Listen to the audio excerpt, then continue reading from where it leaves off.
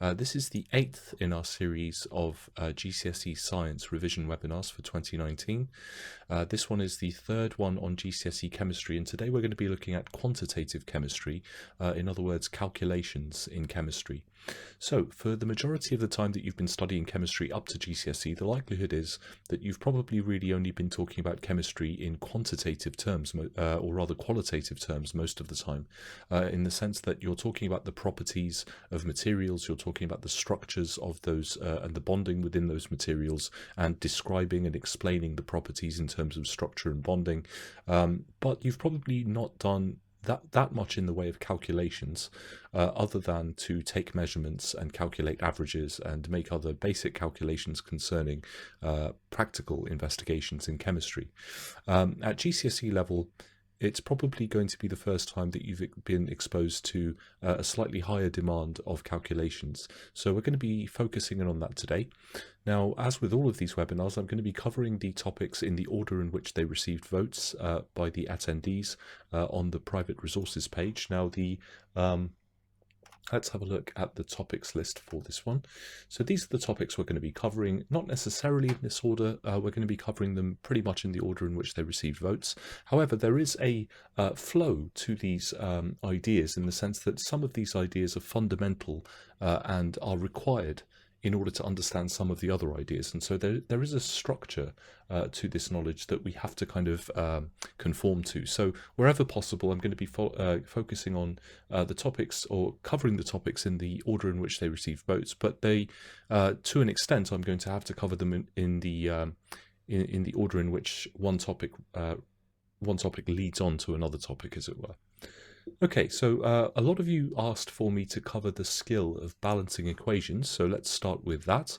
Now, all of the idea of balancing equations in chemistry is founded on the idea that mass is conserved in chemistry, in chemical reactions. So in chemical processes where you have reactants which are chemically changing to form the products, mass is always conserved, matter is always conserved.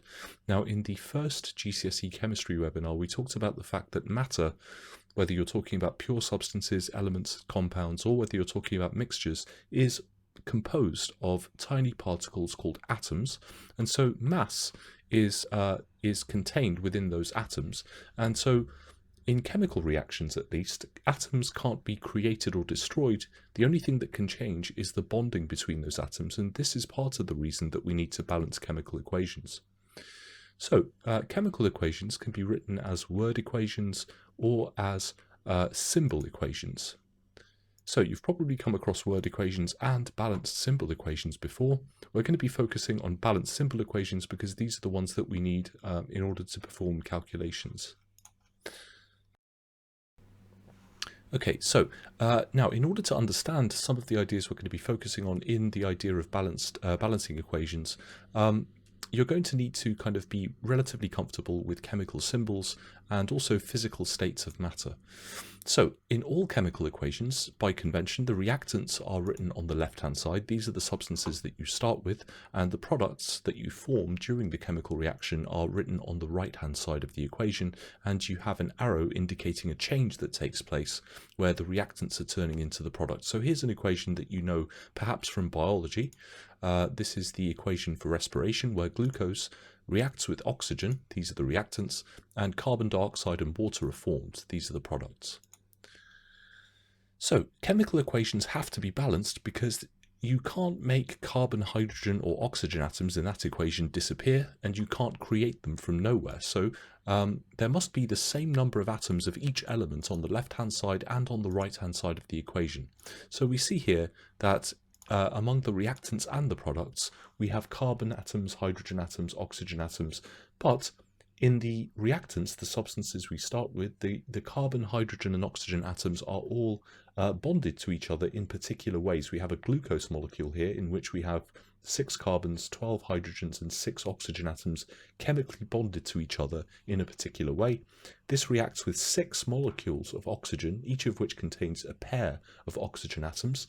But then what happens is that the bonds in these molecules are broken, and then new bonds are made, where we have new molecules being formed, 6 carbon dioxide molecules and 6 water molecules. But because the equation is balanced, because this is a statement which describes a real process where no atoms of oxygen, carbon or hydrogen are destroyed in going from the reactants to the product, and you're not creating new atoms of those elements from nowhere, all of the you have the same number of carbon atoms, hydrogen and oxygen atoms on the left-hand side as you have on the right-hand side. So we have 6 carbons, we have 12 hydrogens, and we have 6 oxygens here, plus 6 times 2 oxygens makes 18. And on the right-hand side in the products, we have the same numbers of atoms of each element, but they're bonded differently to form different molecules. So during a reaction, the number of atoms that you start with is always the same as the number of atoms that you end up with, and this is the reason that we balance chemical equations. A chemical equation is a expression, it's a statement that describes a chemical change, and chemical changes only involve the reorganization of bonds between atoms, chemical bonds between atoms. They don't involve creation of new atoms, they don't involve destruction of atoms. And so in order for a chemical equation to be a valid statement describing a real chemical change, you must have the same number of atoms on the left-hand side as on the right-hand side. So what we're talking about here really is the principle of conservation of mass during chemical reactions. So when writing balance symbol equations, there are 4 state symbols that show the physical state of the reactants and products that you need to be familiar with. There's L for liquid, there's S for solid, there's G for gas, and there's AQ for aqueous or dissolved in water. So the state symbols should be written in brackets to the right of each reactant and product as shown here. So this is the equation for the formation of sodium chloride from sodium metal and chlorine gas. We see that sodium metal is a solid, chlorine is a gas, and sodium chloride is a solid. We have another equation here for the neutralization of hydrochloric acid with sodium hydroxide, and again we see that the reaction happens in solution, in aqueous solution. The sodium hydroxide is an alkali which is an aqueous solution dissolved in water. HCl is hydrochloric acid, again an aqueous solution of hydrochloric acid, and we form liquid water and dissolved sodium chloride, which is dissolved in that aqueous solution. So this equation is not balanced, and so again, in order to make it balance, we need to add a 6 in front of the oxygen, a 6 in front of the carbon dioxide, and a 6 in front of the water. Now, one of the equations that I see students making pretty often, unfortunately, one of the mistakes that I see them making frequently in this context is that instead of placing whole numbers in front of the reactants and the products, sometimes what they'll do is they'll change the subscript numbers, these numbers, within the formulae of the reactants or the products. And this is not the way that you balance chemical equations, because what you're doing when you do that is that you're changing the nature of the reactant or the product. So don't do that. What you need to do is to place whole numbers in front of the reactants or the products in order to make the number of carbons on the left-hand side or hydrogens or oxygens the same as the number of atoms of each element on the right-hand side. So in this case, in the reactants, we have 6, 12 and 18 atoms of carbon, hydrogen, oxygen respectively, and now that we've balanced the equation, we have the same number of atoms of each element on the right hand side as well. So in order to check whether an equation is balanced, it can be useful to produce some kind of tally chart or summary chart underneath the equation in a kind of very rapid manner, just to check that you've balanced the equation correctly. So again, in order to make sure that this is balanced, we can make ourselves, you don't necessarily have to draw a table or anything like that, you can simply make a note of the number of atoms on the left hand side of each element and the number of atoms on the right hand side of each element. So the first thing that you need to do is identify which elements are present.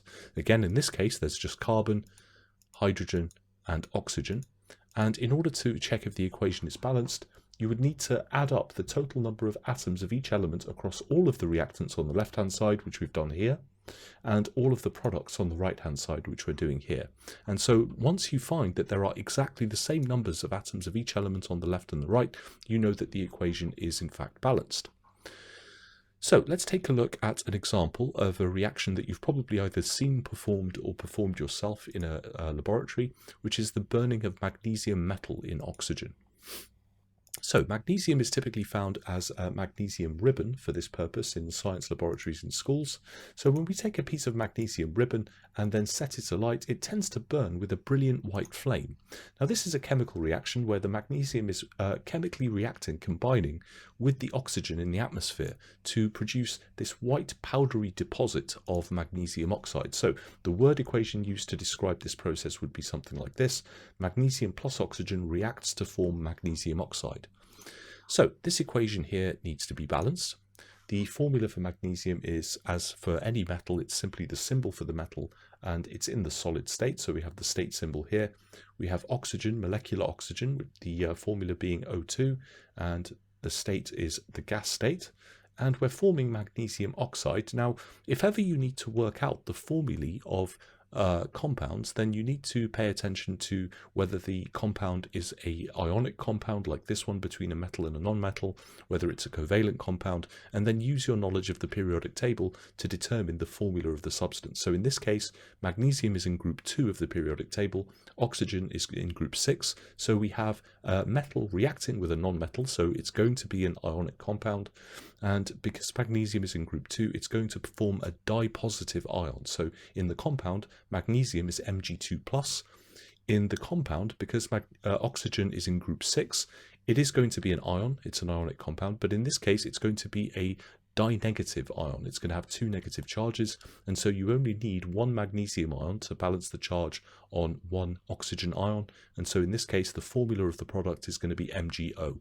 So if you need help with that, I would suggest going back to the first GCSE Chemistry webinar in this series on the subject of atomic structure and the periodic table, and also have a look at the second webinar in this series, which is on the subject of structure, bonding and properties, where we looked at ionic compounds and so on.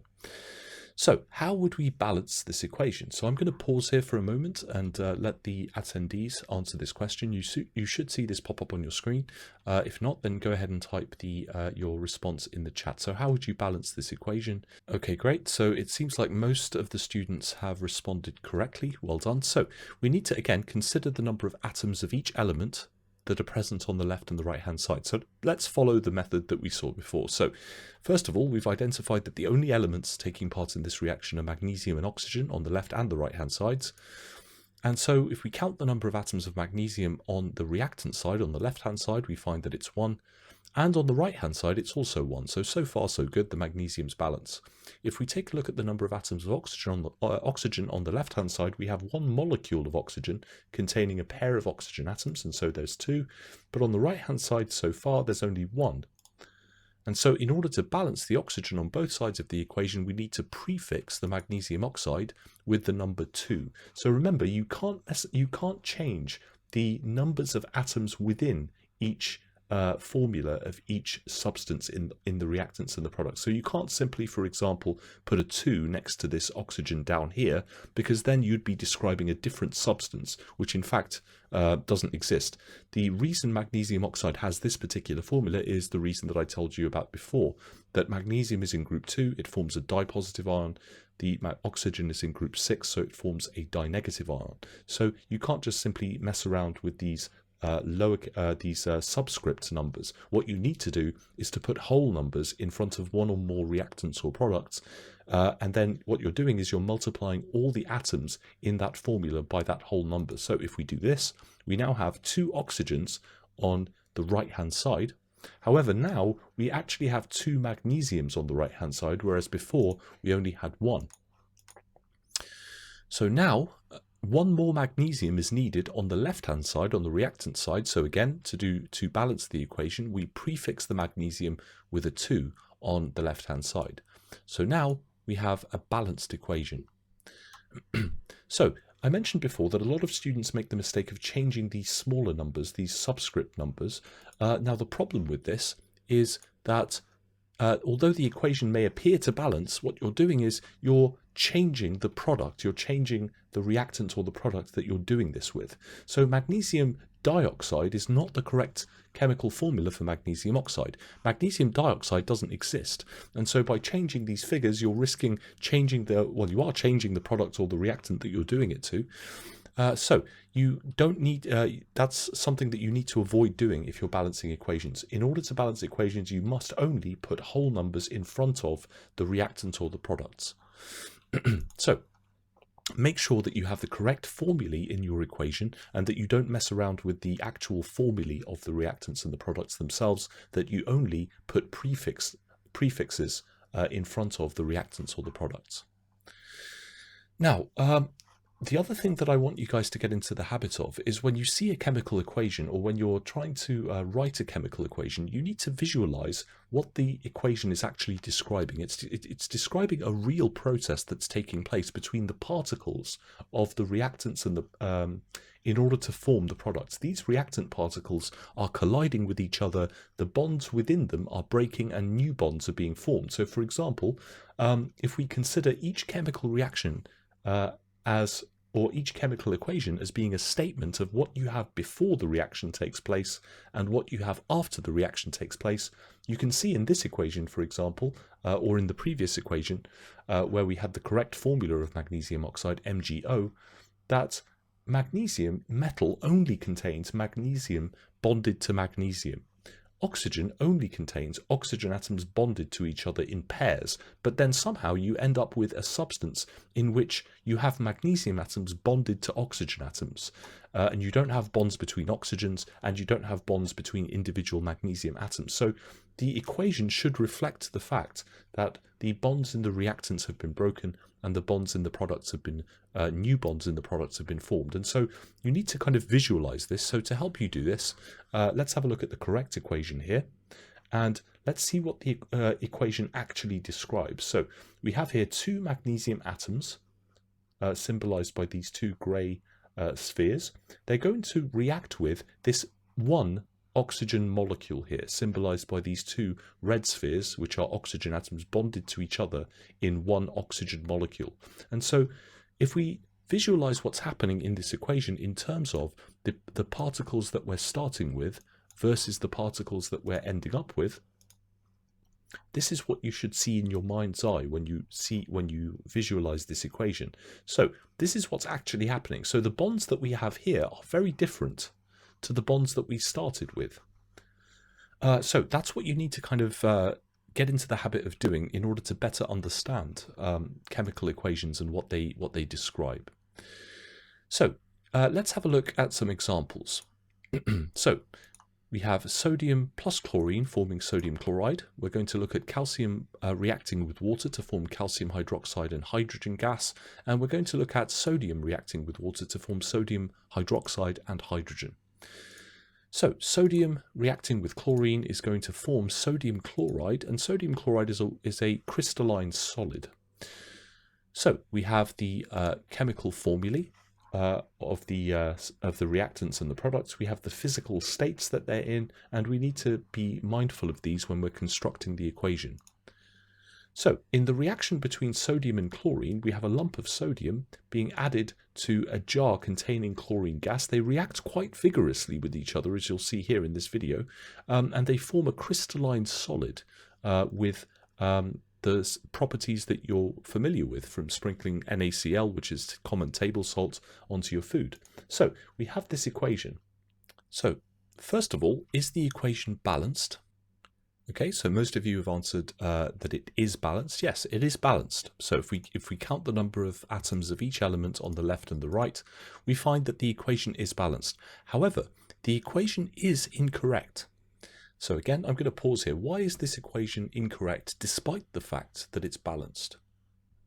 Okay, so many of you have gotten the correct answer. Well done. So it's because the formula of sodium chloride is NaCl, not NaCl2. So again, sodium is in group 1, chlorine is in group 7. Sodium and chlorine are metal and non-metal respectively, so this is going to be an ionic compound where the metal will form a positive ion and the non-metal atom will form a negative ion in order to achieve stability. Sodium, being in group 1, will form a unipositive ion, so it's going to be Na+. chlorine, which is in group 7, is going to form a dipositive, rather a unipositive, beg your pardon, uni-negative ion. It's been a long day. Yes, so sodium is going to form Na+, chlorine is going to form the chloride ion, Cl-, and so the correct formula for sodium chloride is NaCl, not NaCl2. So that's why this equation is incorrect. Well done. So this is the correct equation. So here's the so before an equation can be balanced, we need to again make sure that the all of the correct formulae is shown. So here we have the correct formulae in that equation. So how would we balance this equation? So again, I'm going to pause here for just a moment or two, because you should be able to get this relatively quickly. Okay, so I can already see some responses coming through. Well done, yeah. So yeah, a lot of responses coming through very quickly. Well done, guys. So yeah, so again, if we follow that procedure, we find that at the moment we have an unbalanced equation with 2 chlorine atoms on this side and only 1 chloride ion on this side. So in order to balance the chlorine on both sides of the equation, we put the number 2 in front of the sodium chloride on the right-hand side. But now this causes us to have balanced chlorines, but the sodiums are now unbalanced because we have 2 sodium ions on the right hand side, whereas we only have 1 sodium atom on the left hand side. So to balance that, we need 1 more sodium, and so we prefix the sodium on the left hand side of the equation with the number 2, and now we have a balanced equation. Okay, so once again, in keeping with the last example, I want you to visualize what this is actually going to look like in your mind's eye. So again, a chemical equation, a balanced chemical equation, describes an interaction between the numbers, the specific numbers of particles of the reactants which react together to form the specific number of particles of the products that are being described by the equation. And so again, if we visualize this balanced symbol equation as an actual interaction between reactant particles to form the product particles, we might visualize something like this. Chlorine, Cl2, reacts with 2 sodium atoms to form 2 formula units of sodium chloride. And so once again, we see that the bonds in the reactants are very different from the bonding that you see in the products. This is what a chemical change actually is. So imagine sodium. Sodium you've all seen in the laboratory. Most likely you've seen it as a soft grey metal. You've probably seen the reactions where your teacher will drop a piece of sodium into water, it fizzes, it bubbles. And so if you imagine sodium as being a highly reactive metal, chlorine, again, as you saw in the previous photographs and in that video, chlorine is a greenish gas, and it's actually highly toxic and not particularly pleasant. Now, nobody would dream of taking sodium, a lump of sodium, and putting it in their mouths. Nobody's sane anyway. You wouldn't be very well advised to inhale chlorine gas. It was actually used as a chemical weapon during the World Wars. But sodium chloride, the product of this reaction, when you take these 2 highly harmful substances and you chemically react them together, sodium chloride, the substance that you produce, is common table salt, which your body actually can't live without. And so this is a very good example of what a chemical change actually is. It's a change where you start with materials with particular chemical and physical properties, and you end with materials with completely different chemical and physical properties, but the only thing that's changed is the chemical bonding between the atoms that are present. You have the same number of atoms in your products that you have in your reactants. And so chemical properties and physical properties are dependent upon the structure and the bonding within the substances. When the structure and the bonding changes, you get changes in the chemical and the physical properties. But in a chemical change, atoms are conserved. You start with the same number of atoms of the reactants in the reactants as you do in the products of each element. So let's take a look at the second example here. So we have calcium reacting with water to form calcium hydroxide. So when we take calcium powder, again, calcium is a metal, we react it with water, we form calcium hydroxide solution, and you get the slow production of bubbles of hydrogen gas. So again, in order to construct our equation, we need the chemical symbols or formulae of these substances. Calcium being a metal is just Ca, water is H2O, calcium hydroxide is CaOH, in brackets with a 2 around it, because hydroxide ions are molecular ions with a single negative charge. So each hydroxide has a single negative charge, each calcium ion has 2 positive charges, so you need 2 of these to balance the charge on one of these. So this is the formula of calcium hydroxide. Molecular hydrogen gas is just H2. And so the physical states of these substances are solid for calcium, liquid for water. Calcium hydroxide is produced in aqueous solution, and hydrogen is hydrogen gas, so it's in the gas state. So if we now insert the correct chemical formulae and state symbols into our simple equation, we now need to make sure that it's balanced. So again, I'm going to pause here and let you guys have a crack at balancing this equation. All right, so roughly 60% of you got the correct answer on this one, of those of you who did respond. Some of you didn't respond, so let's have a look at how we do this. So again, here's how we need to approach the balancing of any chemical equation. We need to look at which elements are involved. In this case, we have calcium, hydrogen, and oxygen. So let's count the number of atoms on each side. So for calcium, we have 1 on the left-hand side at the moment, and we have 1 calcium atom here on the right-hand side. So for hydrogen, we have 2 hydrogens on the left-hand side so far. Now on the right-hand side, we have these 2 hydrogens here in this 1 molecule of hydrogen gas, but we have hydroxide in brackets with a 2 as a subscript to the bottom right of that. What this means is you have 2 of everything in the brackets. So you have 2 hydrogens, so 2 hydrogens here plus 2 hydrogens here gives us 4 hydrogens in total on the right-hand side. So clearly the hydrogens don't balance. The oxygen here, we only have 1 oxygen atom in this 1 water molecule on the left-hand side. Again, on the right-hand side, we actually have 2 oxygen atoms because we have everything in these brackets multiplied by 2, and we have 1 of these calcium hydroxide units. And so we have 2 oxygens, so both the hydrogens and the oxygens don't balance. So, as both of these elements are present in the water, if we start by increasing the number of water molecules by putting the prefix 2 in front of them, let's see how that affects what we've got going on here. So we now have 2 water molecules, and so we now have 4 hydrogens on the right hand side because we have each water molecule containing 2 hydrogens. We're multiplying that by 2 because we now have 2 water molecules. So on the left hand side we now have 4 hydrogens, which now balances with the number of hydrogens we have on the right hand side. Good. So now, if we look at what's happened with the oxygen, we started with an unbalanced situation, but now that we've got 2 water molecules, each of which contains 1 oxygen atom, we now have 2 water molecules on the left-hand side and 2 on the right-hand side. So now we have a balanced equation. So again, if we're looking at this in order to this balanced simple equation, again, this is a description of what's actually happening at the atomic and molecular level to change the reactants into the products. And so actually what you've got happening is each calcium atom is reacting with 2 water molecules to form 1 calcium hydroxide subunit and 1 molecule of hydrogen gas. So once again, if we have a look at what's actually happening to the bonding here, we started with calcium metal in which you only have calcium atoms bonded to calcium atoms.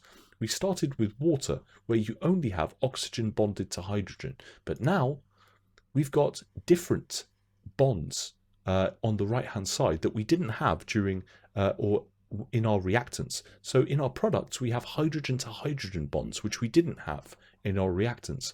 We have calcium to oxygen bonds, which we didn't have in our reactants. So again, in order to get the products, these new substances from existing substances, the reactants, bonds had to be broken and new bonds had to be made. So let's look at another example here. So this is the reaction that I mentioned before that you may have seen in the laboratory, where we take a piece of sodium and the piece of sodium fizzes and bubbles on the surface of water, producing an alkaline solution and also giving off hydrogen gas. So this is our word equation. And this is something that you probably have seen before. Now, you might notice, I'm not sure how clearly this is showing up on your screen, but you've probably seen this yourselves. The lump of sodium that you drop onto the surface of the water, it actually turns into a little ball which fizzes and bubbles and moves around. Now, it's actually the heat generated by the reaction which melts the sodium and causes it to form into a droplet. but because the droplet is less dense than water, it sits on the surface of the water while it chemically reacts with the water. So again, we're going to construct a balanced symbol equation from our word equation. So again, we need the proper symbols and formulae for the reactants and the products, including the physical state symbols, and they are these. So we have to place our reactants on the left-hand side and the products on the right-hand side with their correct state symbols. So once again, I'm going to pause here and let you guys have a go at balancing this equation. Okay, so good. So lots of good responses. Well done. So let's go through how we do this. So once again, we know that the only elements involved are sodium, hydrogen, and oxygen. So we need to count the number of atoms of reactants and products, or the number of atoms of each element in the reactants on the left-hand side and the products on the right-hand side in the unbalanced equation. So in order to balance this equation, we need to make sure that the hydrogens, which are currently unbalanced, end up balanced. Everything else seems to be balanced so far. So to increase the number of hydrogens on the reactant side of the equation on the left, we need to prefix the water molecule with a number 2. However, if we do this, this also increases the number of oxygens on the reactant side as well. And so now we've gone to 4 hydrogens, but now we have 2 oxygens. And so the equation is still unbalanced. To balance the hydrogen and the oxygen on both sides of the equation, we can prefix the sodium hydroxide with a 2. So now the hydrogens and the oxygens will balance, but now we actually have 2 sodiums on the product side versus the reactant side, because we've got 2 formula units of sodium hydroxide, and so we've got a total of 2 sodiums on the product side of the equation. So now, while the oxygens and the hydrogens are balanced, the sodiums are now unbalanced, but this is fairly easy to balance. We can simply put a 2 in front of the sodium on this side, and we now have a balanced symbol equation. Okay, so another thing that many of you asked me to go through is going from formulae equations to formulae and equations to the concept of the mole. Now, in order to do this, we need to make sure that we're all comfortable with the concept of an empirical formula. So let's take a look at empirical formulae. Now, again, some of this goes back to the ideas that we covered in the first of these GCSE Chemistry webinars, the one on atomic structure and the periodic table. So some of these ideas we will have covered already, so we'll go over these relatively quickly. So first of all, atoms are the particles of which all matter are composed, and so mass, matter, the quality of matter that we measure in kilograms, is composed of particles called atoms, and atoms are the smallest particle of each element that can exist. But atoms are incredibly small, so 2 grams of hydrogen gas contains more than 1.2 million, and so on atoms. So 12 times 10 to the power 23 atoms. That's an incredibly large number of atoms and even a small amount of hydrogen gas. And so because atoms are so small, it's not convenient for us to measure the mass of an atom in the standard units of mass, kilograms. In fact, we do know the masses of atoms in kilograms. It's just not convenient for us because we deal with these horribly small numbers in kilograms. And so because atoms are so small, we measure the mass of an atom not in kilograms but in atomic mass units. Now, this is a very tiny unit of mass, which it's not really useful to express it in grams or kilograms. It's just a convenience.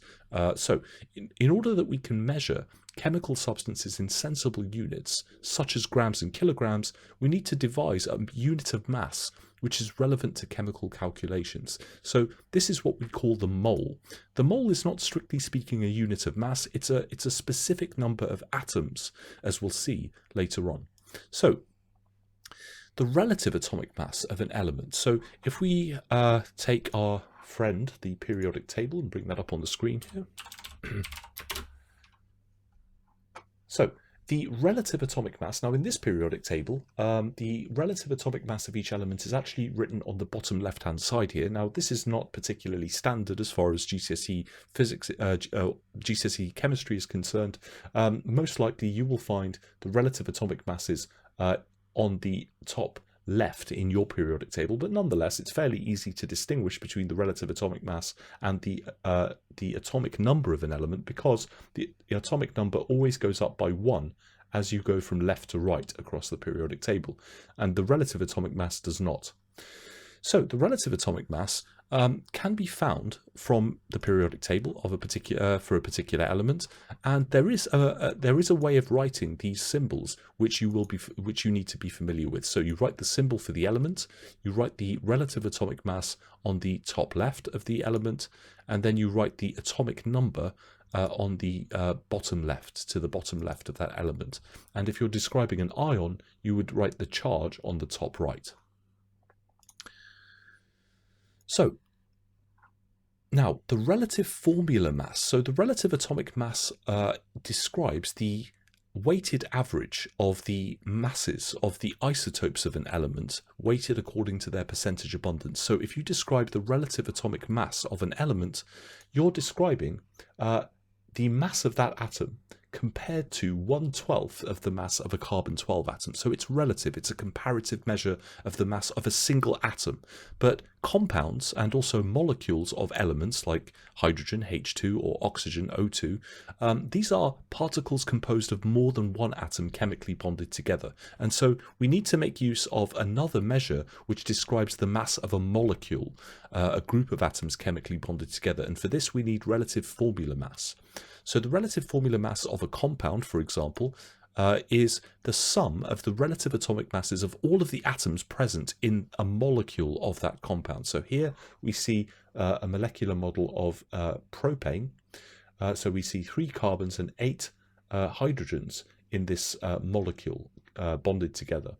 So since each carbon atom has a relative atomic mass of about 12 and each hydrogen has a relative atomic mass of about 1, we need 3 times the relative atomic mass of carbon to account for the masses of the carbon atoms, and we add that to 8 times the relative atomic mass of the hydrogens to account for the 8 hydrogens. So the relative molecular mass or relative formula mass of a propane molecule is 44 units. So here's an example. We have carbon dioxide. It's made up of a single carbon atom bonded to 2 oxygen atoms. So if we check on the periodic table, we'll find that the relative atomic mass of carbon is 12. Now I'm using whole numbers here just for convenience. Of course, the relative atomic masses of the atoms of each of these elements are typically expressed to sometimes many decimal places here, but on the average GCSE chemistry periodic table, you're probably going to see them in whole numbers for most of them. So again, we're just kind of rounding to the nearest whole number here. So what is the relative formula mass of carbon dioxide? So I'm going to pause here, not for very long, and see if you can calculate this. I'm only going to give you a few seconds, guys. What is the relative formula mass for carbon dioxide? Okay, almost all of you got that correct. Well done. So yeah, so the relative formula mass of carbon dioxide is therefore 12 for the single carbon plus 2 times 16 for the 2 oxygens, giving a total relative formula mass of 44 units again. So here's another example. We have a molecule of ammonia. It's made up of 1 nitrogen atom and 3 hydrogen atoms. So here is again something for you to try. What is the relative formula mass of this ammonia molecule, given that the mass of hydrogen is 14 and the mass of hydrogen is 1? Now this is fairly obvious again, so I'm not gonna pause for you guys to respond here. It should be fairly straightforward. So we have 1 times the relative atomic mass for the nitrogen, because we have 1 nitrogen atom, and we have 3 hydrogens, so we do 3 times 1 to account for the 3 hydrogen atoms, and so we get 17. Now, the formula of a compound shows the number of atoms of each element making up a molecule or a formula unit of that compound. So there's 3 familiar simple compounds that you should already know the formulae for. So water molecule H2O, the methane molecule CH4, and the ammonia molecule NH3. But there are large numbers of such simple molecular substances, and the formulae are all calculated by a similar method. So this is a fairly typical type of question that you might see in exams quite often. So in order to calculate an empirical formula, in order to determine the empirical formula of something, we need to essentially measure the proportions of elements taking part in a reaction that forms those substances from their elements. So a compound, again, to remind you, is a substance made up of the atoms of different elements chemically bonded together. So to form a compound from its elements, you need to take the elements in their standard states, chemically react them together so that you're forming that compound. Now, the empirical formula of a substance is not the same thing as a molecular formula. So the empirical formula is the simplest whole number ratio of atoms in an element. Or in a compound rather. So let's quickly jot that definition down. So you need to distinguish between the term empirical and molecular. There are lots of different formulae in chemistry. So a chemical formula, the term chemical formula, is a very general term. In general, all chemical formulae are defined as an expression which describes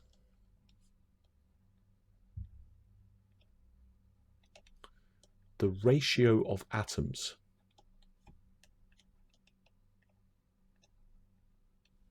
in a substance, or rather the ratio of atoms of each element present in a substance.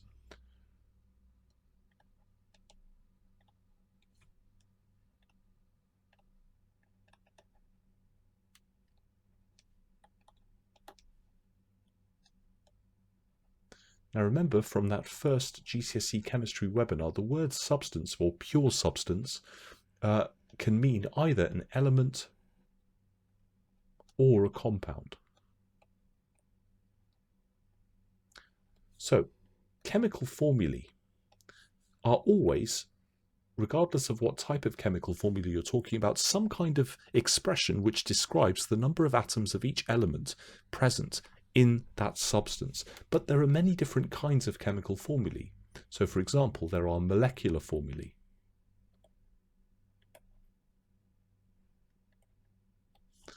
There are empirical formulae.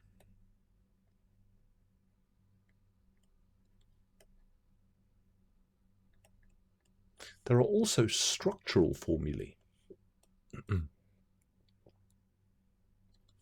And so in the upcoming webinar on organic chemistry, we're going to find that there are various variations of structural formulae. There are displayed formulae, there are skeletal formulae, there are semi-structural formulae. But these are the general kinds of chemical formula that you might come across. Now, a molecular formula is the exact ratio of atoms of each element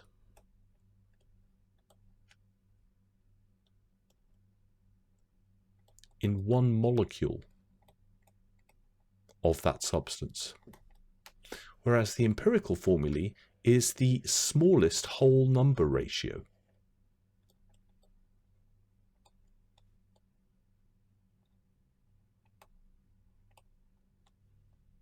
of atoms of each element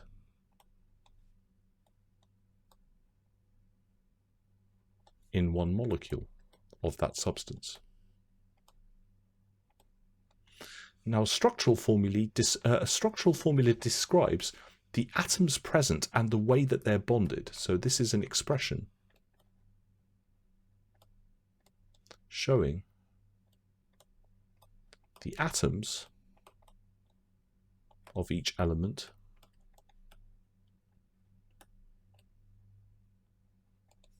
in one molecule. And again, there are various variations of structural formula, but what they all have in common is they don't just show the atoms of each element that are present in one molecule, they also show the way in which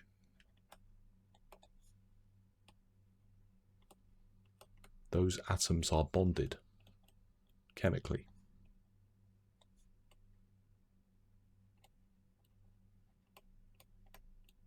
So to take an example, butane. So butane The name butane tells you something if you're an organic chemist. It tells you that it's an alkane, it tells you that there are 4 carbons in it, and the general formula, which is another kind of formula, which we'll talk about later in the webinar on organic chemistry, the general formula for alkanes is CnH2n+2 for linear alkanes. So butane, to an organic chemist, the molecular formula is this: C4, 4 carbons bonded to 10 hydrogens. So 1 molecule of butane, this is the molecular formula. This describes the actual number. Molecular formula. This describes the actual number of carbon and hydrogen atoms chemically bonded to each other in 1 molecule. However, the simplest whole number ratio of atoms of carbon and hydrogen in any amount of butane is going to be C2H5. Because the smallest or the largest common factor here is 2. So we divide these numbers by 2 to get the lowest whole number ratio. So this is the empirical formula of butane. Now the structural formula of butane you could write in various ways, and this reflects the actual structure of butane. So I'm going to show you a molecular model of butane to illustrate this point. So let me just quickly bring up my modeling software here. And let's draw a molecular model of butane. So this is butane, and so we see here we have four carbons,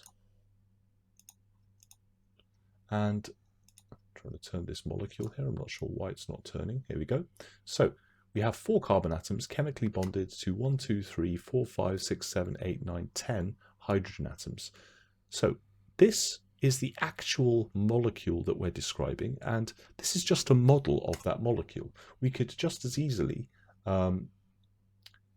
display this as a space-filling model, which shows the outermost orbitals of the atoms, or electron orbitals of the atoms making up this molecule and their relative sizes. We could also display it in a number of different ways. So we could display it as a wireframe model, a ball and stick model, and various other kind of models that describe the shape of this molecule. But these are all models. These are all ways of visualizing or understanding the molecule in terms of the atoms and their relative positions. However, we're describing a molecule made up of a certain number of carbons, hydrogens, and oxygens, and so we can describe the molecular formula, which describes all of the atoms present, 4 carbons, 10 hydrogens, or we can describe it in terms of the smallest whole number ratio of atoms of each element that are present as the empirical formula. And we can write various structural formulae which describe butane. We can write the formula of butane like this: 4 carbons with single covalent chemical bonds. But as you can see from this formula, this looks very different from the 3-dimensional model of that molecule. And it's also rather time-consuming to write out, as you can see here. But we can simplify this even further. We can write it like this: CH3, CH2, CH2, CH3. We can simplify it even further by saying that there's 2 CH2s in the middle of the molecule, so we can simply write it like this: put the CH2 in brackets, put a 2 around it, put the CH3 here. We can even describe it as a skeletal formula, which looks like this. So there's various formulae, but formulae are all expressions which describe the ratios of carbons to hydrogens to oxygens, or whatever other elements make up each molecule of that substance.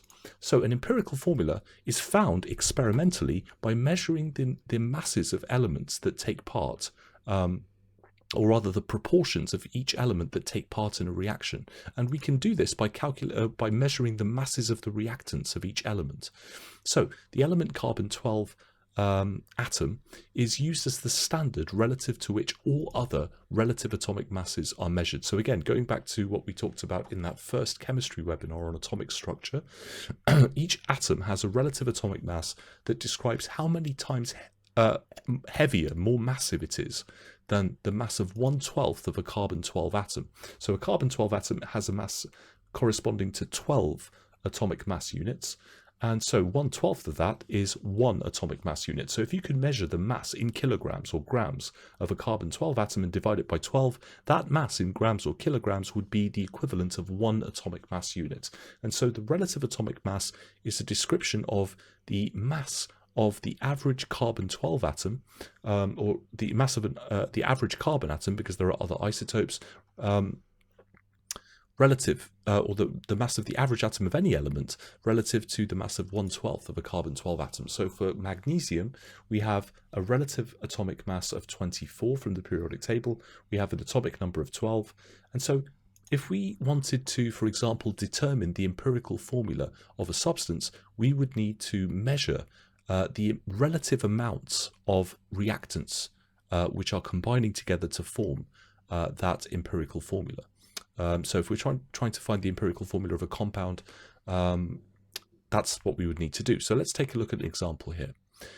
In an experiment, it was found that 7 grams of nitrogen reacted completely with 16 grams of oxygen. So how do we use this information to calculate the empirical formula of that compound? So we know that we're dealing with nitrogen and oxygen, and the relative atomic masses of these are 14 and 16 respectively. So the way that we do this is it's best to organize our results, organize our calculation and our reasoning in some form of systematic way. So we're going to do this by creating a table like this. So we start by writing the relative atomic masses. Now, this is where we start to get close to or get into the concept of a mole. So in order to determine the empirical formula of the compound that we're forming from these two elements, where we know that these are the masses reacting, we need to determine, okay, mass is one thing, but atoms have different masses. So how many atoms of each element are actually reacting and combining to form this compound? Well, in order to do that, we need the concept of a mole. So we'll come back to this after the upcoming 5-minute break, because I see we're almost at the end of the first hour. But just for reference, which we'll come back to, I'm going to write down the first of the equations that you need to know about for the purposes of calculations in chemistry. And it's this one. So the number of moles of a substance that you have, element or compound, is equal to the mass in grams divided by the relative mass of that substance. So if the substance is an element and it's made up of individual atoms, you would need the relative atomic mass. If it's a molecule, you'd need the relative formula mass, whether it's a element made up of molecules or a compound made up of molecules. But this is the equation, and it's usually abbreviated something like this. The number of moles N is equal to the mass in grams, small m, divided by big M, which stands for relative mass. And again, relative mass, if the substance is made of molecules, it will be the relative formula mass. If the substance is made up of individual atoms, it's the relative atomic mass. So this is the formula. Now, the reason why this is important is because, remember, a chemical formula, including an empirical formula, is the relative numbers of atoms which are present. So if we want to determine a formula from mass data, the mass data alone is not enough. We need to find out how many atoms of nitrogen are there in this 7 grams, how many atoms of oxygen are there in this 16 grams. So to do this, we need to divide the reacting masses by their relative masses. So in this case, we can divide the nitrogen by 14. 7 grams of nitrogen divided by 14 gives us 0.5, and 16 grams of oxygen divided by 16 gives us 1.0. And so we now can calculate the ratio of atoms to each other, 1 to 2. And so we know that the ratio of oxygen to nitrogen atoms is 2 to 1. And so the formula of this oxide, the oxide of nitrogen that we're dealing with here, is NO2. This is the empirical formula of that compound. So this is in general the way that we determine empirical formulae from experimental data about the reacting masses of those substances. So before we go for this first 5-minute break, have a go at this example for yourself. So a student carried out an experiment to determine the formula of magnesium bromide. Now, you could, in theory, determine the formula of magnesium bromide by looking at the periodic table, by looking at the position of magnesium and the position of bromine. Obviously, you could do that, but let's just assume that the student wanted to determine it by experiment. So they found that 0.12 grams of magnesium metal reacted with 0.8 grams of bromine, which is a liquid. So use this information to work out the empirical formula of magnesium bromide. So again, I'm going to pause here for a moment and let you guys have a go at this question. Okay, it seems like many of you have come to the correct answer. Well done. So let's walk through how we do this. So once again, we're dealing with magnesium and bromine. Now this method is only really applicable for working out the empirical formulae of substances. We'll talk about how we work out molecular formulae a little bit later on. So we know that the relative atomic masses of magnesium and bromine atoms are these from the periodic table. And so we start by making note of those. Now we know what the masses are, so again, to work out the number of atoms of each element which are actually reacting, or the relative numbers of atoms, we need to divide each of the reacting masses in grams. It always has to be in grams. This formula will only work if you have the mass in grams. If you put it in kilograms into this formula, it won't work because of the way that the definition of the term mole actually works, as we'll see a bit later on. So we take our masses, we divide them by the relative masses, and then we find that the ratio of the numbers that we get here is 1 to 2. And so the ratio of magnesium atoms to bromine atoms is 1 to 2, and so the formula of magnesium bromide is MgBr2. So another one of these formulae, or another one of these experiments that can be used to determine the formula of another compound is this one, to determine the formula of copper oxide. So I'm going to turn the labels on here. So this is a slightly different experiment here. So imagine that a student carried out an experiment to work out the empirical formula of copper oxide here. So this is the reaction that's happening, where we're allowing hydrogen gas to flow into this chamber where copper oxide is sitting in the chamber. Now we find that as the gas flows past the copper oxide actually turns into metallic copper, and we get condensation forming at this side of the tube. On this side of the tube we have an exhaust vent where excess hydrogen, which is unreacted hydrogen, which hasn't reacted with the copper oxide, is being burnt off. And so this is our word equation, and copper oxide, as you see here, is a fine black powder. Now when we heat this copper oxide in the presence of a Bunsen flame, we find that the energy from the Bunsen flame is used in an endothermic reaction to form copper, a kind of orangey metal here, and also we form water as a byproduct. So before we go off to the break, let's have a look at the results of this experiment. So this is something that you may well have done yourselves, or similar experiments for yourselves. Now this is a slightly different situation. Exam questions typically will present you with experimental data. So imagine that the experiment was done by this student. Obviously they're going to need to weigh the mass of copper oxide they started with. They're probably going to weigh the mass of copper that they ended up with. In order to weigh those, they're going to need a weighing vessel or weighing boat into which they place the copper oxide. So obviously they're going to need to weigh the weighing vessel or weighing boat, and they weigh the weighing boat plus the copper oxide on it. They weigh the weighing boat plus the copper which results from the reaction on it. They can then subtract the mass of the weighing boat from each of those recorded masses to get the mass of copper oxide and the mass of copper. And so if you started with copper chemically bonded to oxygen, and you had 3.99 grams of it, and you ended up with just copper metal, the element, then obviously the oxygen must have reacted, and it did. If we look at the equation again, the oxygen has reacted with the hydrogen to form hydrogen oxide, dihydrogen monoxide, which is water. And so we can deduce that the oxygen that was contained in the copper oxide is going to be the mass of the copper oxide minus the mass of the copper, which is 0.8 grams. So how would we then determine the the empirical formula of copper oxide from this information. So I did promise that we'd go for a 5-minute break, but let's just finish this one off before we go any further.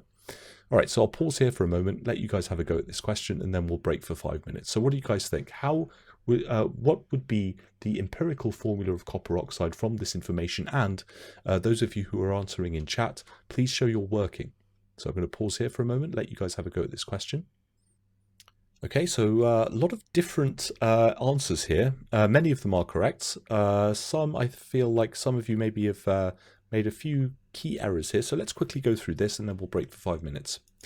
All right, so again, following the method that we had before, we have the two elements in this reaction that we're interested in. Obviously, hydrogen does take part, but the elements in the compound that we're trying to work out the empirical formula for are copper and oxygen, and they have the relative masses, the relative atomic masses shown here from the periodic table.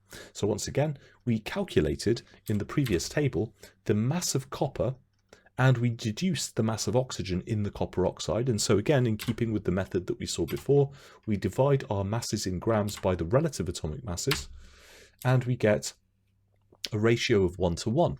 And so these are effectively equal, and so the ratio of copper to oxygen atoms is 1:1. So the empirical formula of this oxide of copper is CuO.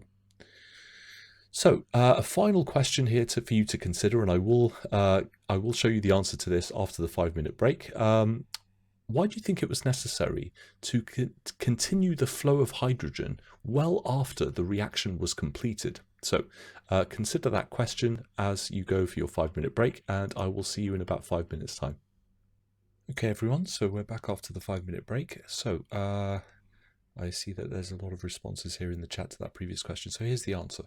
So the reason why we need to continue the flow of hydrogen until well after the reaction was completed is to ensure that the copper, which was formed by that reaction, cooled down in an oxygen-free atmosphere.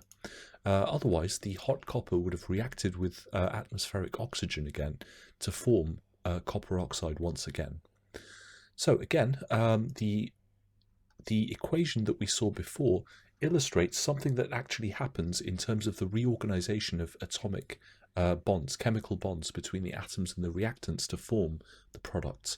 So chemical equations always reflect actual changes in the bonding between the reactants. So we have copper bonded to oxygen here, hydrogen bonded to hydrogen here.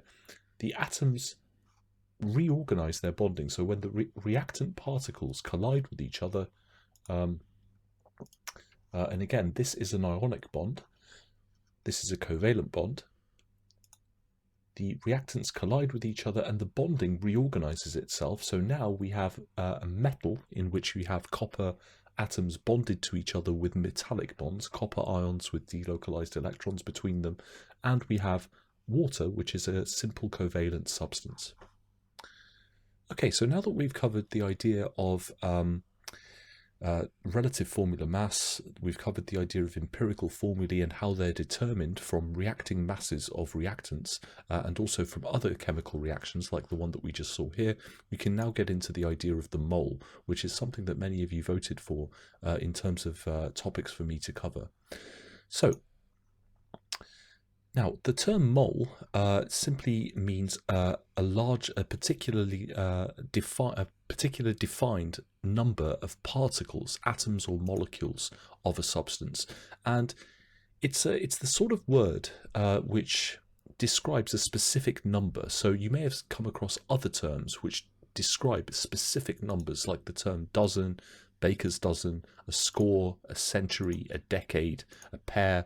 All of these are particular words that are in common usage which describe specific defined numbers, and a mole is very much the same kind of word.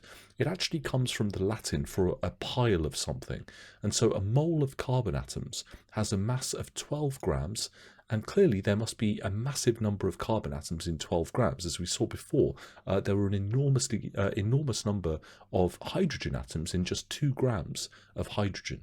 And so the unique property of this term mole is, as defined by this equation, if the number of moles of particles that you have when you have a particular mass of a substance in grams is calculated by dividing that mass by the substance's relative mass, then 1 mole of carbon-12 atoms, so if we have 1 mole here, this number would be 1. The relative mass of carbon-12 is simply 12, so the mass that you have is going to be 12 grams. So a mole, the mass of 1 mole of any substance has a mass in grams of the same numerical value as its relative mass. So 1 mole of carbon-12 has a mass of 12 grams.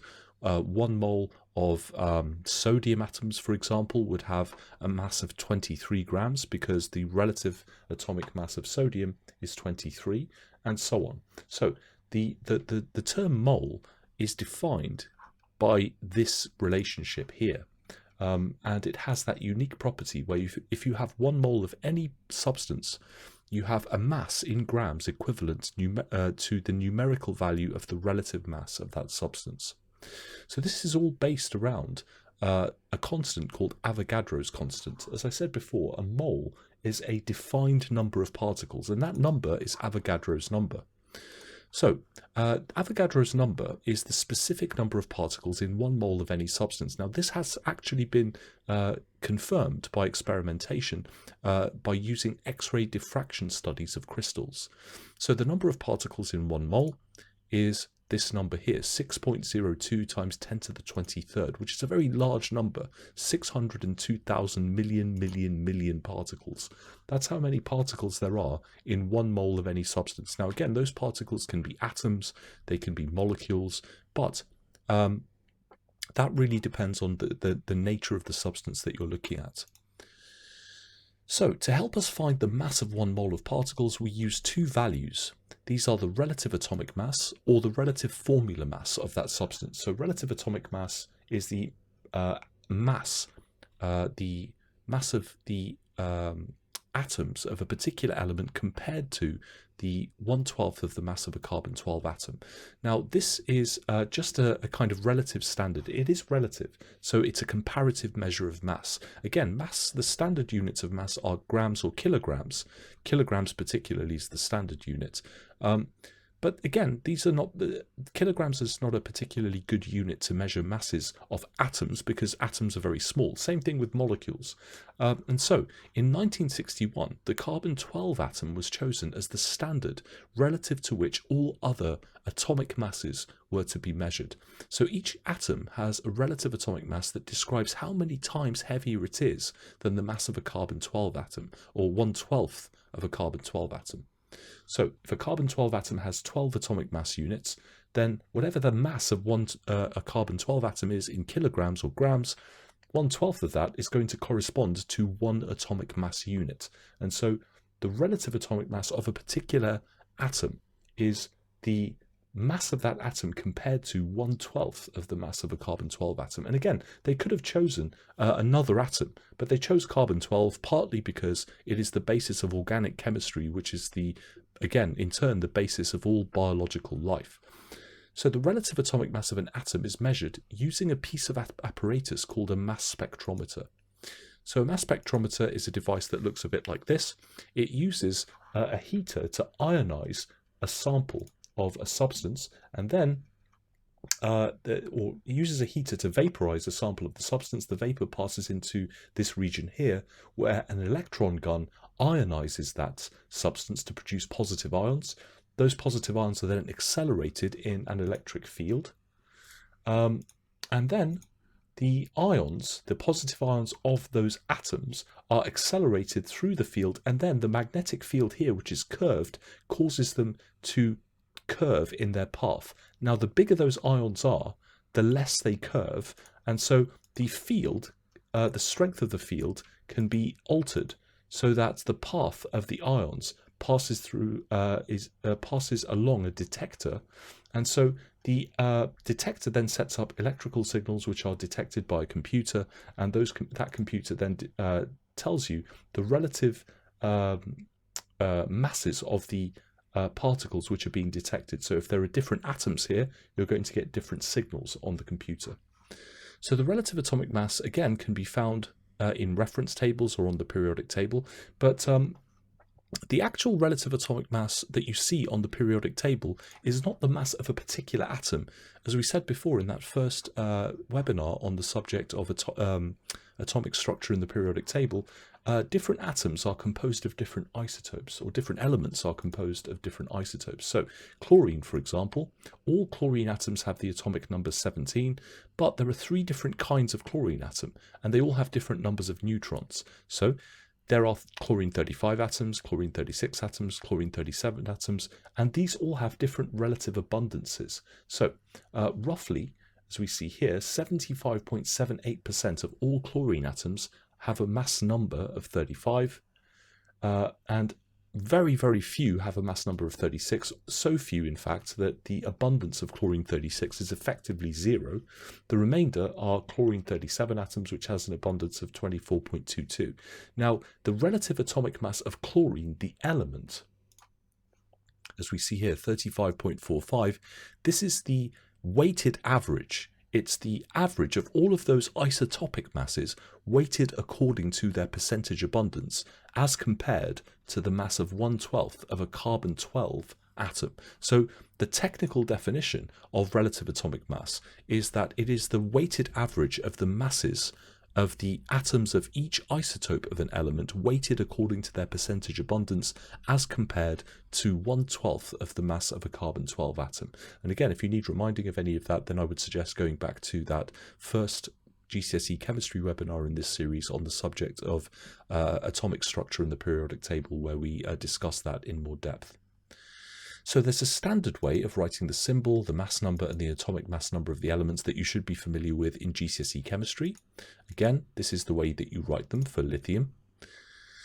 So the mass of 1 mole of an element, we use relative atomic mass and the relative formula mass to calculate the amounts of chemicals. So in order to actually do chemical calculations, in order to calculate the mass of a reactant used in a particular reaction or the mass of a product produced, we need these concepts. So firstly, the relative atomic mass or the relative formula mass expressed in grams is always the mass of 1 mole of particles of that substance. So the relative atomic mass of helium from the periodic table is 4.0, and so if you had 1 mole, 6.02 times 10 to the power 23 helium atoms, you would have a mass exactly of 4 grams. So again, we see that the mass of 1 mole of this element is numerically equal to its relative mass. So the relative atomic mass of carbon is 12, approximately 12 from the periodic table. It is slightly different from that, again, if you take into account the very precise measurement of relative atomic mass, taking into account its isotopes of carbon, carbon-12, carbon-13, carbon-14. But for the purposes of GCSE chemistry, the relative atomic mass of carbon is about 12. And so if you had 1 mole of carbon atoms, you would have 12 grams worth of mass. The relative atomic mass of oxygen is 16, so 1 mole of oxygen atoms has a mass of 16 grams. Now here we're talking about the relative masses of 1 mole of atoms of each element, but some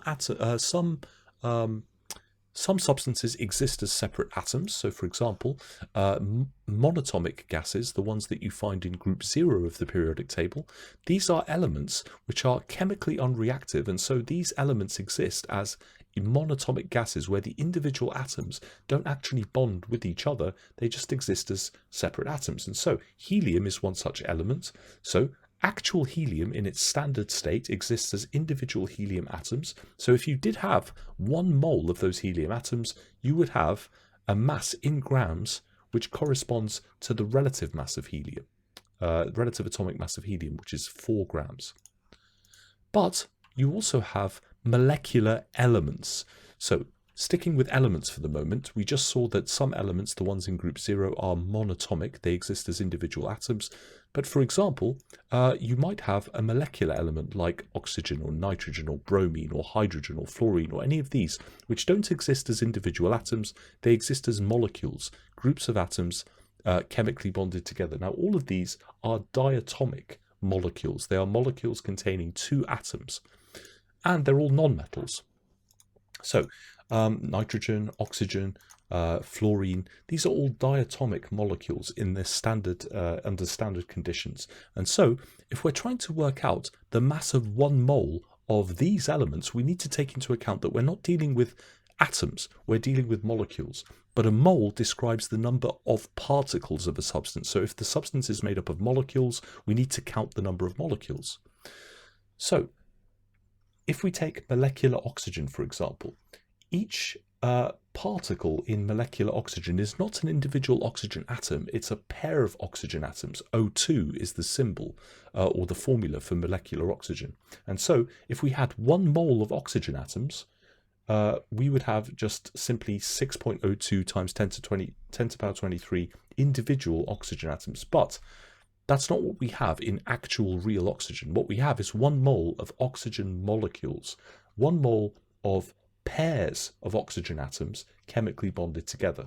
And so 1 mole of oxygen atoms has a mass of 16 grams, but we have 1 mole of oxygen molecules here. And so 1 mole of oxygen gas in diatomic molecules will therefore have a mass of 32 grams. Chlorine is another diatomic substance, so if 1 mole of chlorine atoms has a mass corresponding to the relative atomic mass of chlorine, 35.5 approximately, then 1 mole of chlorine molecules is going to have a mass double that, 71.0. Now, some of these one of these non-metallic diatomic elements is bromine. Bromine is unusual in the sense that it's the only element of the periodic table other than mercury which is in the liquid state. So if we highlight only the elements which are in the liquid state at under standard conditions, we see that bromine and mercury are the only two. Bromine, being in group 7, forms diatomic molecules.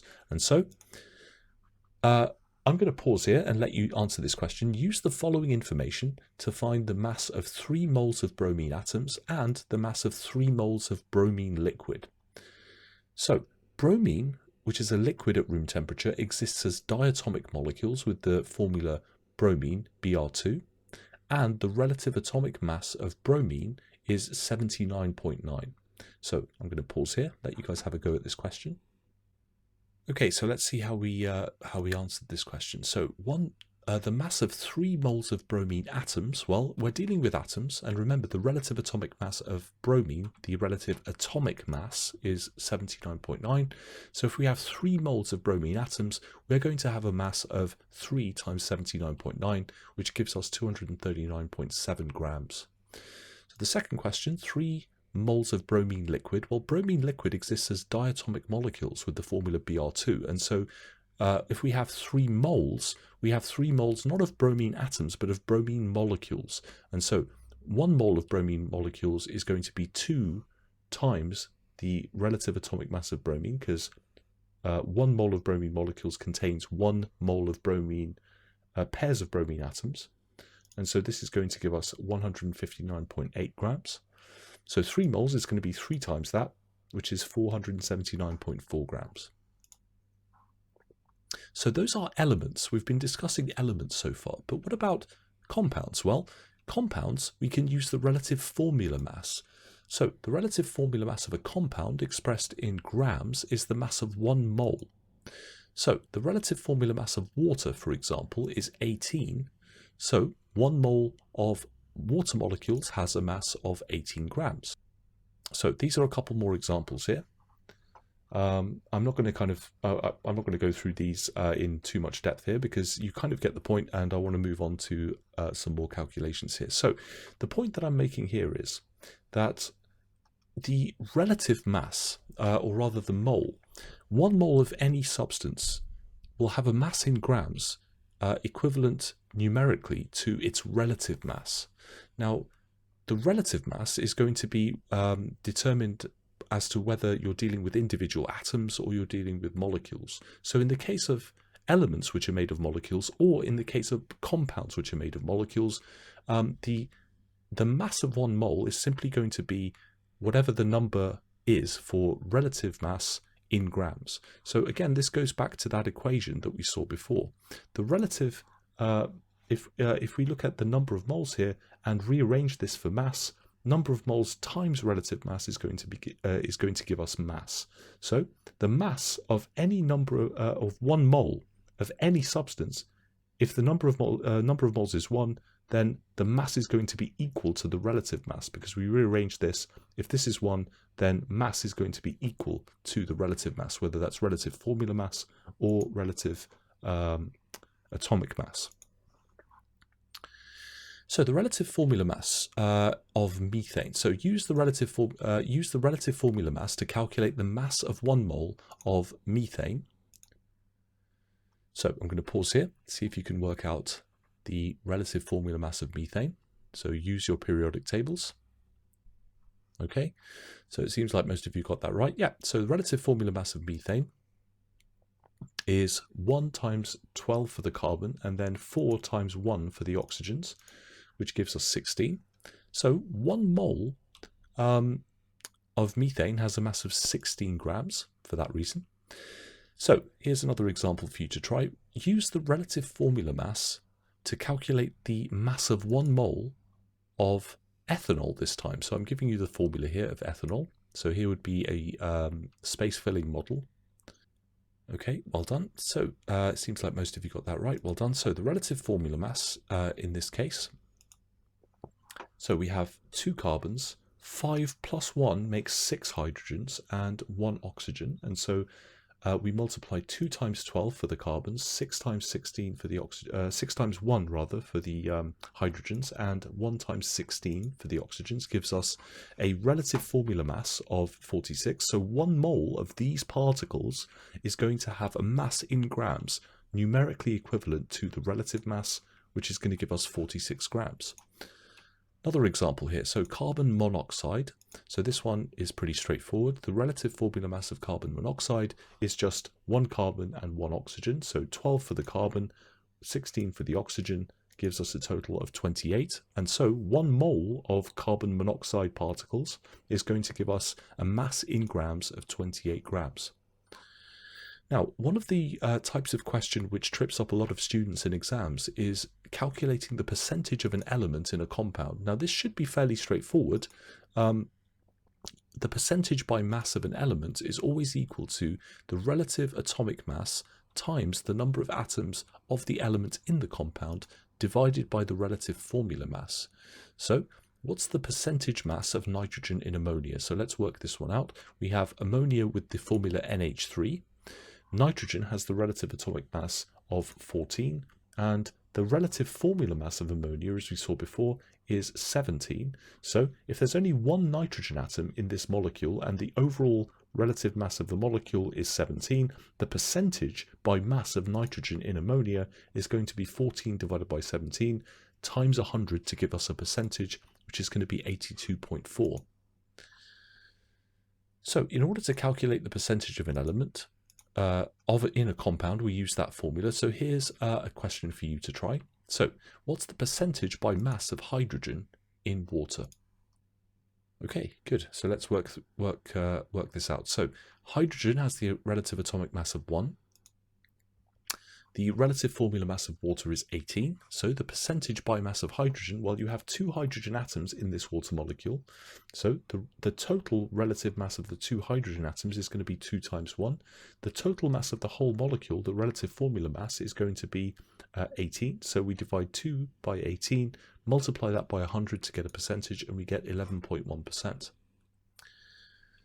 So isotopes, again, this is something that we covered in the first webinar in this series, but in this context, we need to be able to calculate the mass of a mole of isotopes. Now, again, there is a very important distinction between the mass number, which relates to the mass of 1 atom of a particular isotope, compared to the mass of 1/12 of a carbon atom.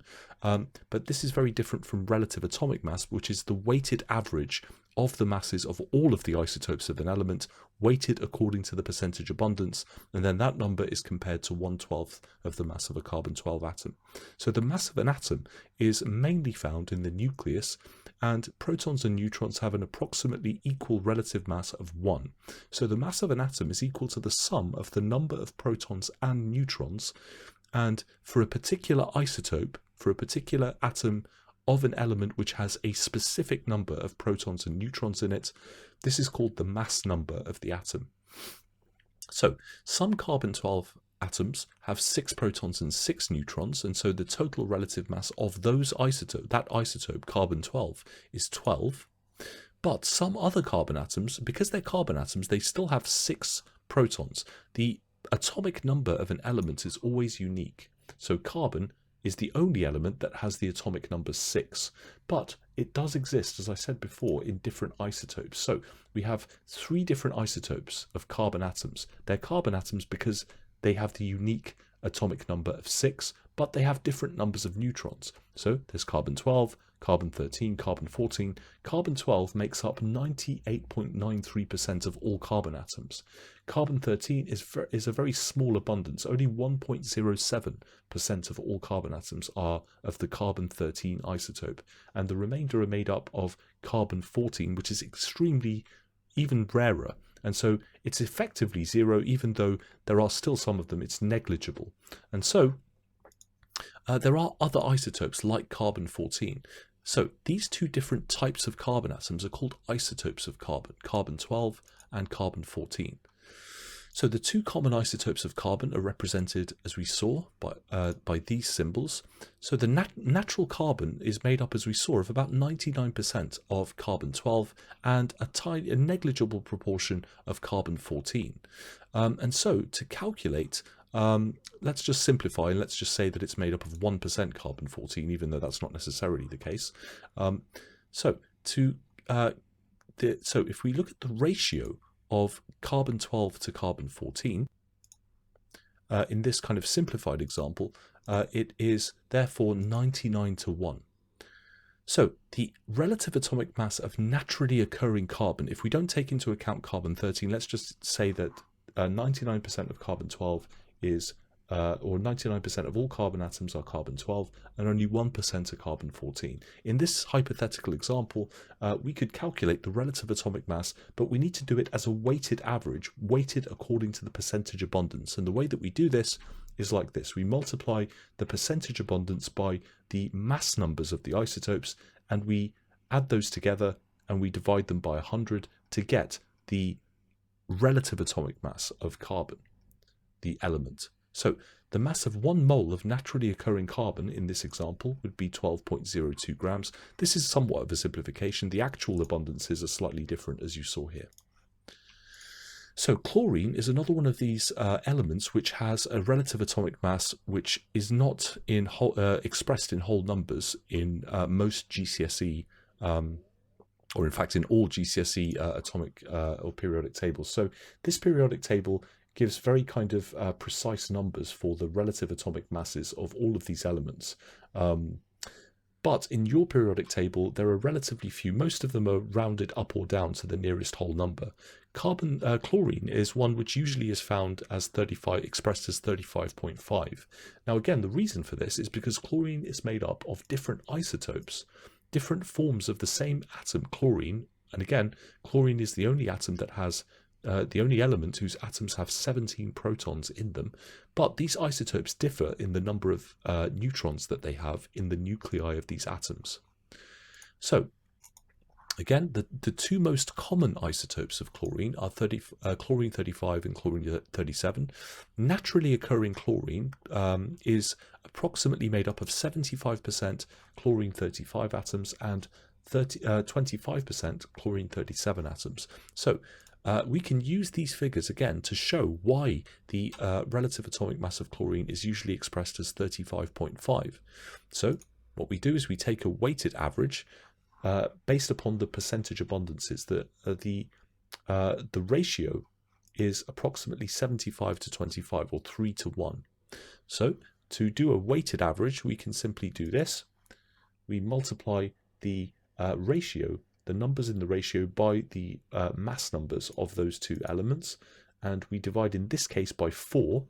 This is a slightly different method, which is the total of the 2 numbers in the ratio, and we get 35.5. We could just as easily have multiplied 35 times 75 plus 25 times 37 and divided by 100, and we'd still get the same number here. Okay, so one of the things that many of you asked me to go through when you voted over the last break was to talk about reacting mass and gas volumes. So let's move on to that. Okay, so let's look at an example here.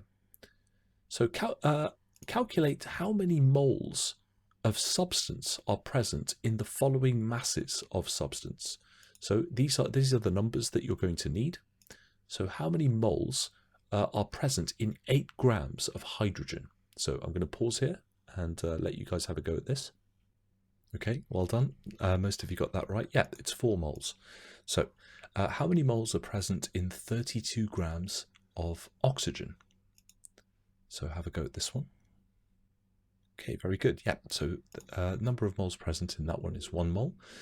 And how many moles are present in 36 grams of water? Good, yeah, so most of you got that one right. That's 2 moles. Okay, and what about 22 grams of carbon dioxide? Yeah, good, so 0.5 moles. Okay, so it's fairly straightforward, really. But let's see if we can go in the slightly different direction here. So what is the mass of 3 moles of hydrogen gas? Okay, yep, so most of you got that one right. Yep, so it's 6 grams. Now, the reason for that, again, is think back to what we were saying before. If you have 1 mole of hydrogen is going to be have a mass in grams equivalent to its relative mass. Each hydrogen atom has a relative mass of 1. So if you have a substance made up of 1 mole of these particles, the relative mass is going to be 1 plus 1, which is 2. And so the mass of 1 mole of that substance is going to be 2 grams. But if you have 3 moles, it's 3 times 2, which gives you 6 grams. So for the same reason, the mass of 2 moles of oxygen is going to be 64 grams. The mass of 5 moles of water is going to be 90 grams. And the mass of 1.5 moles of CO2 is going to be 66 grams. So another equation that we need to be aware of, and another relationship that we can use to calculate numbers of moles, is for substances in solution. So let me write down the equation before we go any further. And again, this is the one of 2 equations that you need to be familiar with for this topic. So this is in general if you have a mass in grams for a substance. But what about if you have a substance in solution, like an aqueous solution? Well, in that case, the number of moles of the substance that you have in the solution, the solute, is going to be equal to the concentration of the solution times the volume. So volume is in decimeters cubed in chemistry. Now, a decimeter cubed is equivalent to 1 litre. Here, again, in this equation, mass is always in grams. Relative mass is relative. It has no units. And N is the number of moles.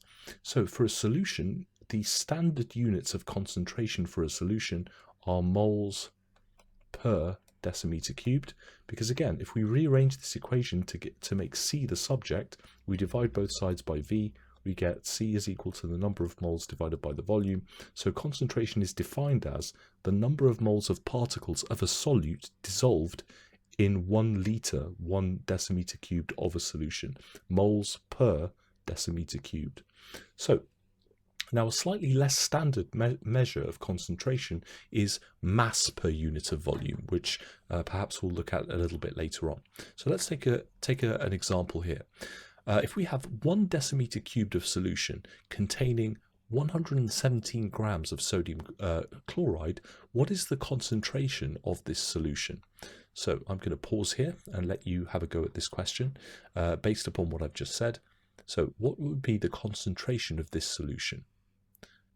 Okay, so let's walk through how we do this. So, firstly, the relative formula mass of the substance in solution, sodium chloride, is going to be the sum of the relative atomic masses of the 2 elements. There's sodium and chlorine. So sodium plus the relative atomic mass of chlorine gives us a relative formula mass of 58.5. So the concentration of the solution is going to be the number of moles times 1 over the volume. So the concentration of this solution is going to be 117 grams divided by the relative mass to give us the number of moles, and we then divide that by the volume, or multiply by 1 over the volume. So this gives us a concentration of 2 moles per decimeter cubed. So here's another question for you to try. In this case, we're trying to work out how many grams of copper sulfate are present in 500 centimeters cubed of a 1 mole per decimeter cubed solution. So have a go at this question. Now again, copper sulfate has the formula CuSO4, so I'm going to give you the relative formula mass here to give it to make it a little bit easier for you. So have a go at this question. This time you're probably going to need to rearrange the equation. Okay, so let's see how we do this. So what we need to do is to rearrange that previous equation. Now that previous equation is a kind of combination between these two equations here. So if the concentration, if you have a concentration in grams per decimeter cubed, or you're given, you're trying to work out the mass of something in solution. So here we have a trickier question where we have a volume of solution, we have the concentration of a solution, but we don't have a number of moles, we have a number of grams. And so in that case, we need to rely on the fact that both of those equations contain the term moles. So the first thing that we need to do to calculate the mass, we need to work backwards. We need to work out, first of all, the number of moles that are present in that solution. So first things first, before we do that, let's have a look at the relationship between these. Now, if number of moles is equal to mass divided by relative mass, and number of moles is also equal to concentration times volume, then for a solution, then if n is equal to this and n is equal to this, then this must be equal to this. So we can write this: mass divided by the relative mass, in this case relative formula mass because we're dealing with a compound, is going to be equal to the concentration times the volume. So if we're trying to work out the mass, we need to then rearrange this equation to make mass the subject, and to do that we multiply both sides by relative mass, so we get mass in solution. The mass of the solute dissolved in the solution is going to be the relative mass times the concentration times the volume. So that's what we do. So now we can substitute our values. However, we have a volume which is in centimeters cubed here. Now this is the other kind of thing that you need to do before you enter volumes into an equation. You need to enter them in decimeters cubed. Now the reason why 1 decimeter cubed is equal to 1 liter is because the term decimeter cubed refers to a cube. So let me just quickly sketch a cube here to illustrate the point. It's a cube with sides of 10 centimeters, a decimeter.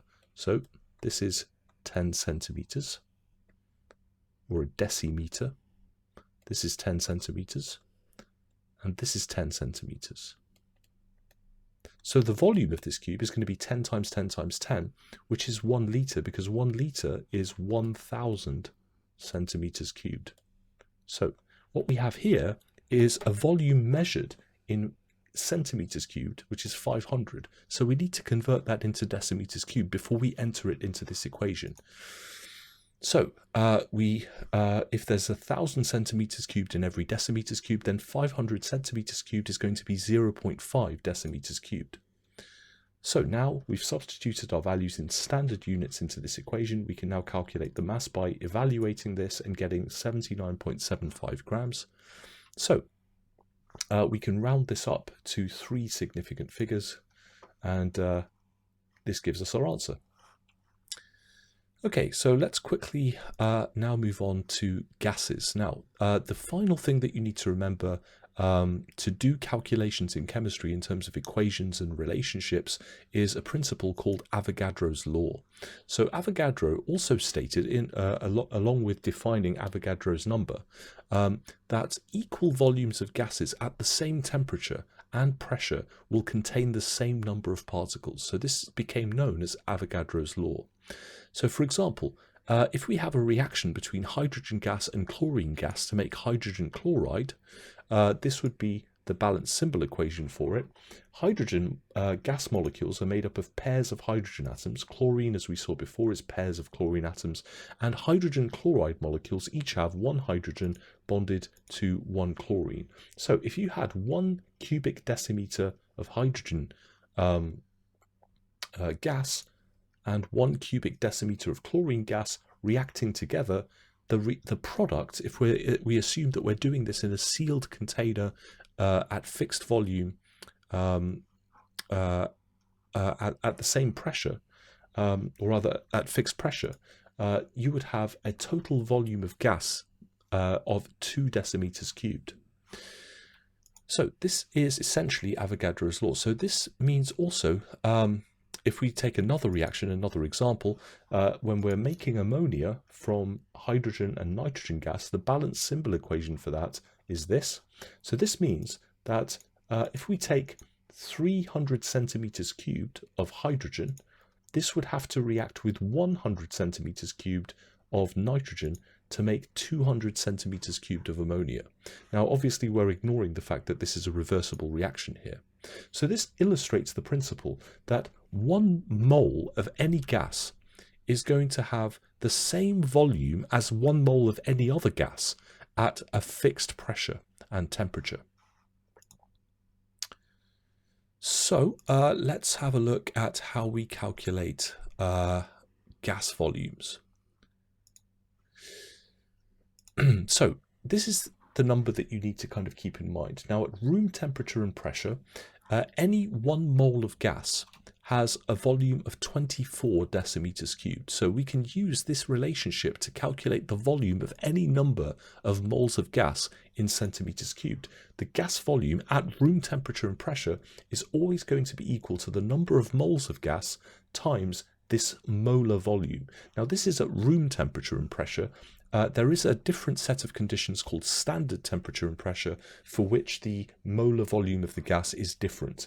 But let's stick to room temperature and pressure here for the moment. So if we know the gas, if we're trying to work out the gas volume, it's the number of moles times the molar volume. So we can use this formula triangle to rearrange the equation. Again, if you're not comfortable enough with your algebra, you can use these formula triangles to get a little bit more comfortable with rearranging these equations. So if we wanted the number of moles and we knew the gas volume and the molar volume, we could rearrange the equation by dividing both sides by the molar volume to get this. Moles is equal to gas volume divided by molar volume. Now, if we wanted the molar volume and we knew the gas volume and the number of moles, we could work out the molar volume like this. So here's an example for you to try for yourself. So calculate the volume at room temperature and pressure for 16 grams of helium gas. So the relative atomic mass, for example, of helium, again, to remind you, is 4. So have a go at this question. I'll pause here for a moment and let you have a go. Shouldn't take you very long. The volume at room temperature and pressure of 16 grams of helium gas, using the principles that we've already talked about. Okay, so you have a mass and you have the relative atomic mass. We know helium is a monatomic gas, so the number of moles of helium gas that we have is going to be the mass divided by the relative mass. And so we can calculate, once we know the number of moles, we can use the molar volume of a gas, 24 decimeters cubed at room temperature and pressure, to calculate the volume of gas that we have by rearranging this equation or substituting the values into this equation. So the volume is therefore going to be the number of moles, which is 16, divided by the relative mass of the substance, times the molar volume, 24. This gives us 96 decimeters cubed. Okay, so have a go at this question. Calculate the mass at room temperature and pressure of 72 decimeters cubed of hydrogen gas. Okay, so hydrogen gas has the formula H2. It's a diatomic molecule. And so the relative mass of this substance is 2, because each particle is made up of 2 hydrogen atoms, each of which has a relative atomic mass of 1. So if we're trying to work out the mass, we need the number of moles times the relative mass. So in order to calculate the number of moles, in this case, we would need to rearrange this equation to give this. So we need to divide the gas volume, which is 72 decimeters cubed, by the molar volume, which is 24. So this gives us a number of moles of 3, and so the mass is simply going to be 3 times 2, which is the relative mass of hydrogen. So this is going to give us a mass of 6 grams. Okay, so let's quickly have a look at some more examples of molar calculations where we are calculating the masses of reactants and products.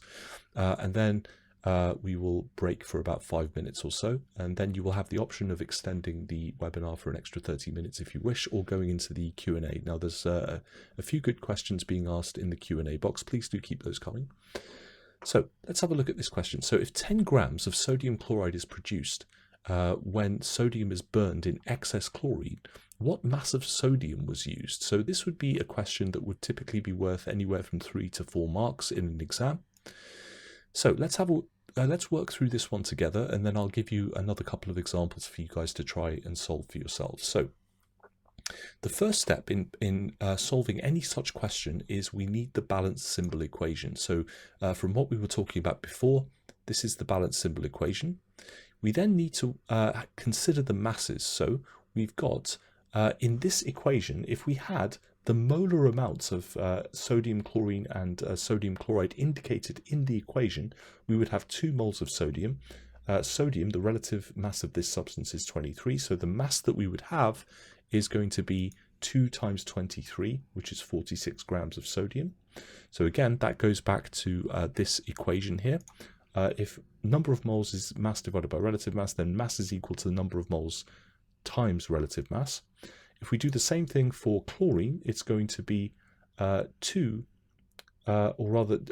sodium chloride, which is the other substance in the question, it's going to be 2 times the relative formula mass of sodium chloride, which is 23 plus 35.5, and that's going to give us 117 grams of sodium chloride. So these are the masses of the substances in question if we were considering just the molar amounts being indicated by the equation. So 117 grams of sodium chloride is produced by 46 grams of sodium. So if we wanted to work out the relative amounts of these to give 1 mole or 1 gram of sodium chloride, then 1 gram of sodium chloride is going to be produced by 46 divided by 117. If this is the ratio in mass of sodium chloride produced versus mass of sodium used up, then to get 1 gram of sodium chloride, we divide this by this.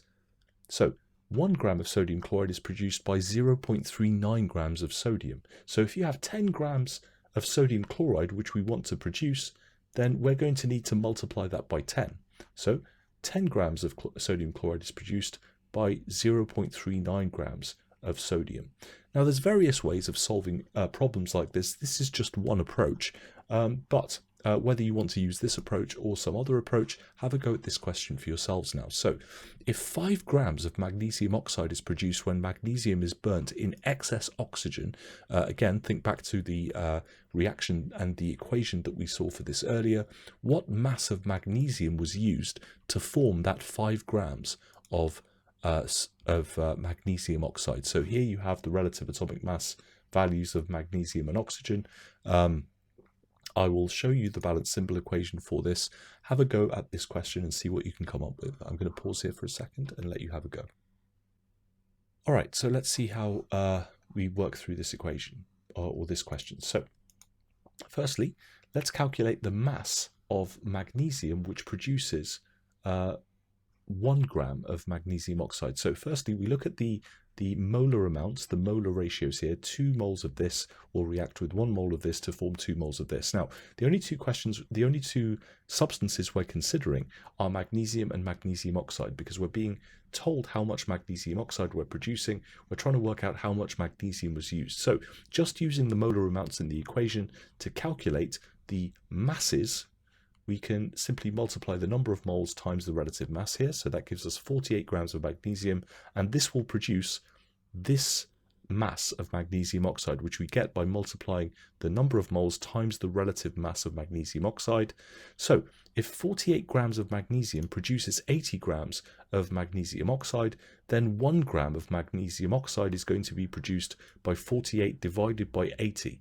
So it takes 0.6 grams of magnesium to produce 1 gram of magnesium oxide. So if we've produced 5 grams of magnesium oxide, we multiply this by 5 and we get 3 grams of magnesium. So have a go at this one. So 10 grams of calcium chloride is produced when calcium carbonate reacts with excess hydrochloric acid. So what mass of calcium carbonate was used? Here are the relative formula masses, and you should be able to deduce the equation for yourself from some of your Year 9 chemistry, but I'm going to just display the balanced symbol equation for you here. So have a go at this question and see if you can find what mass of calcium carbonate was used to produce 10 grams of calcium chloride. Okay, well done. A lot of you got this right, well done. So let's work through how we solve this. So again, taking into account the fact that we're dealing with calcium chloride, the product, and we're working out the amount of calcium carbonate used when we use excess hydrochloric acid. So in this case, calcium carbonate is the limiting reactant. Let's consider the molar amounts here. So we have 1 mole of this produces 1 mole of this. So to calculate the mass of 1 mole of this, we simply add together the relative masses of the atoms which are participating here. So we have 40 for the calcium, 12 for the carbon, and then 3 times 16, which is 48 for the 3 oxygens, gives us a relative formula mass of 100. But because the number of moles here is 1 times 100 gives 100 grams of calcium carbonate. On this side, we have calcium chloride. Again, it's 1 mole. So to work out the relative formula mass here, we take 40 relative atomic mass of calcium, and then we have 2 chlorines, so 2 times 35.5. This gives us a relative formula mass of 111, and we only have 1 mole of it, so it's 1 times 111 gives 111 grams of calcium chloride. So if 100 grams of calcium carbonate produces 111 grams of calcium chloride, then to work out how much calcium carbonate produces 1 gram of calcium chloride, we divide 100 by 111, and this gives us 0.9 grams of calcium carbonate. So if this is how much calcium carbonate is required to produce 1 gram of calcium chloride, then if we want to produce 10 grams of calcium chloride, we multiply this by 10, and we get 9 grams of calcium carbonate, which are required. Okay, so we've looked at how we calculate the mass of a reactant which is used to produce a particular mass of product, but you may well be asked to calculate the mass of product which you're going to produce when you have a specific amount of reactant. So here's one such example. Let's work through this one together. So what mass of magnesium oxide is produced when 30 grams of magnesium is burnt in oxygen? Well, again, we start with the balanced symbol equation. Again, this time we're going to be trying to work out the amount of product produced, but the approach is very similar. We start with the molar amounts and use those to calculate what mass of this corresponds to what mass of this in the reaction if you have the stated number of moles of each of these substances. So again, we do that as we did before. We multiply the number of moles by the relative masses, and we get the number of grams of each reactant or product. So we have 48 grams of magnesium produces 80 grams of magnesium oxide. So if we only have 30 grams of magnesium, we would expect to produce, or if we had 1 gram of magnesium here, we would expect to produce this divided by 48. So 1 gram of magnesium produces 1.667 grams of magnesium oxide. Therefore, if we have 30 grams of magnesium, we're going to produce 30 times this number of magnesium oxide, which is 50 grams. So what mass of sodium chloride is produced when 25 grams of sodium is burnt in excess chlorine? So again, we have the equation for the reaction as before. Have a go at this question. All right, so here's how we do it. So again, we calculate the molar, we use the molar amounts in the equation to calculate the mass of each substance used as if we had these number of moles of these substances. So 2 times 23 gives 46 grams of sodium, and we take the relative formula mass of sodium chloride and we multiply it by 2 to give 117 grams of sodium chloride. So 46 grams of sodium metal reacts to produce 117 grams of sodium chloride. Therefore, 1 gram of sodium is going to react to produce 117 divided by 46 grams of sodium chloride, which is 2.54 grams. Therefore, if we have 25 grams of sodium, we're going to produce 25 times this number, which is, excuse me, 63.5 grams of sodium chloride. So here's another one for you to try, and then we will break for the next segment. So, what mass of calcium chloride is produced when 10 grams of calcium carbonate is reacted with excess hydrochloric acid? So once again, we have the relative atomic mass values of the elements from the periodic table. We have the balanced symbol equation. So I'm going to pause here and let you guys have a go at this question.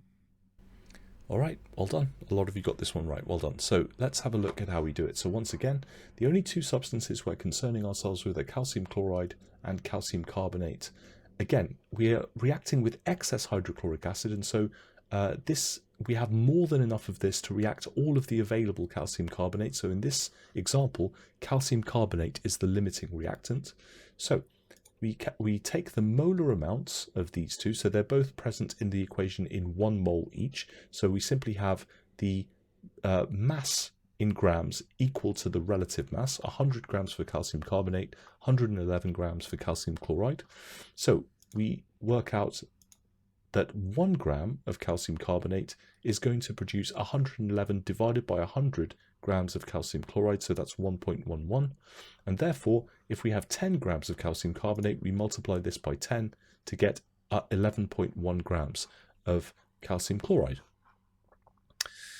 Okay, everyone, so it seems like we have reached the end of the second hour. I'm going to break for 5 minutes here. Now, at the end of the break, you're going to see, those of you in attendance, the poll pop up on your screen to give you the option as to whether you'd like me to continue for an extra 30 minutes, either with topic teaching or going through exam questions. I know you all voted for me to continue with the topic teaching at the end of the last 1 hour segment, but if you would like me to extend this webinar for 30 minutes or so before going into the Q&A, I'll be happy to do that.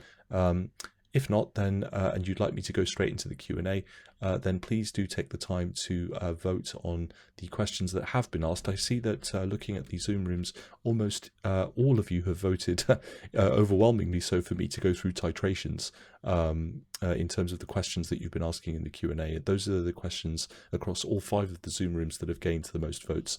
So in any case, I'm going to break now for 5 minutes, and I will see you in 5 minutes' time. Okay, everyone, we're back after the 5-minute break. Let me just take a quick look at what you've all decided or voted for me to do. Okay, so it seems like pretty unanimously you've all voted for me to go straight into the Q&A, and again, almost unanimously, you've all been asking me in various ways to go through titration calculations, so I'll happily do that.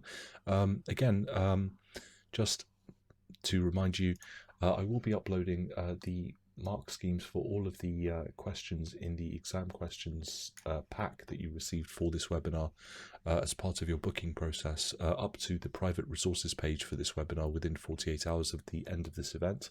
If ever you need to find the link to the private resources page, please log into my website and then click this link on the first page of the PDF of this document that you received when you booked your tickets, and this will take you straight to the private resources page, where again you'll find all of the resources, the revision notes, the images of the slides that you've seen, as well as the mark scheme, and also the ability to continue to ask me questions and get support for this topic all the way up to your final exams in the end of June. And you can send those questions to me either by typing them into the live chat on that page where other students can get involved as well, or if you prefer to ask your questions privately, you can send me a private message, and typically I'll respond to either questions in the chat or private messages within 24 to 48 hours, depending on how busy I am. Okay guys, so let's quickly take a look at titration calculations. Now, titration is an experimental procedure. It's an investigative procedure that chemists will use to determine the concentration of a solution for which we don't know the concentration. So titrations are a way of determining the concentration of a solution if you don't know it by doing a chemical reaction between the substance in that solution and another substance in a different solution, which you know the concentration of. So in a way, it's determining an unknown concentration using a chemical reaction with a substance of a known concentration. Now, in order to do this, we need to use an indicator to show when the reaction has reached completion. Now, at GCSE level, the types of titrations that you're going to be doing are acid-base titrations, for which we use indicators, acid-base indicators. So, universal indicator is a mixture of several different indicators which have been carefully chosen to show a distinct color at different pH values.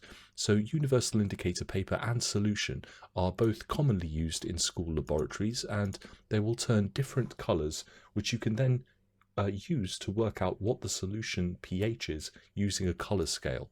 Now, you may also use a digital pH meter, which is obviously a lot more accurate in the sense that it doesn't rely upon visual inspection with a color chart. Everybody perceives colors slightly differently. So let me skip past this. Right, so neutralization reaction. So a neutralization reaction is when you take a base, like an alkali, which is a soluble base, and will neutralize an acid. So the products of a reaction where you're neutralizing an acid with an alkali are water and the salt. Now, the salt is going to be made up of the metal ions from the alkali and the conjugate ion of the acid. So we can generally represent an acid-base neutralization or a neutralization reaction between an alkali and an acid using this word equation. Now, typically the alkali will contain hydroxide ions and the acid will be giving off protons, hydrogen ions. So this will form a salt plus water. The hydrogen ions and the hydroxide ions are what form the water, and so the metal ion and the ion which isn't hydrogen in the acid, whatever that might be, is going to form the salt. So, for example, if we take sodium hydroxide and hydrochloric acid, so this is our alkali, this is our acid, water is formed from the hydroxide ion and the hydrogen ions in the hydrochloric acid, and the salt is going to be formed from the sodium and the chloride ion, so we're going to form sodium chloride. So, in order to do titrations, you're going to be using a device called a burette. So, burettes look like this. And so these are used to accurately measure the volumes of liquid that have been added. Now, the scale reads downwards from 0 because as you open the tap at the bottom, the liquid will pour into the conical flask that you're using to hold the other solution. So each small division is typically worth 0.1 of a centimeter cubed. So this is actually very precise and accurate. It is a very precise and accurate way of measuring the volume of this solution that you've added. So the volume in a burette is read from the bottom of the meniscus of the of the device, as you would with a measuring cylinder. Now, we don't have time to get into investigative and practical techniques for measurement, but I will include a number of slides on the resources page, which will cover that for you. And again, if you have any questions about that, you can go ahead and ask those on that page. So let's have a look at some examples of titrations. So let's see here.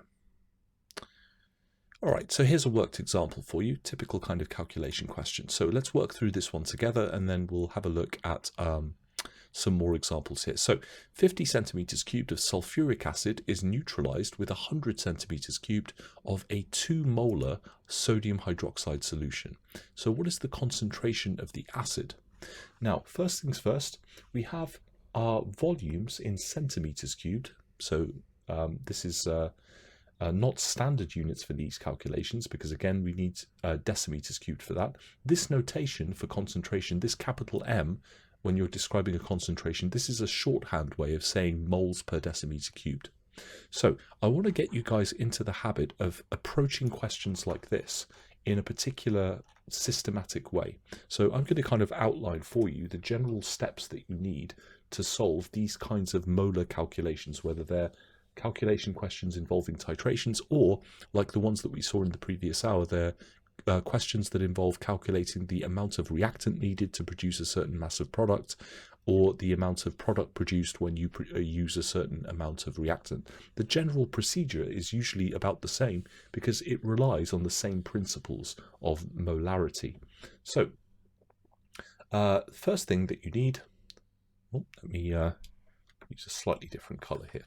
So again, I'll make these whiteboard notes available to the attendees via the private resources page as well. So this is our kind of method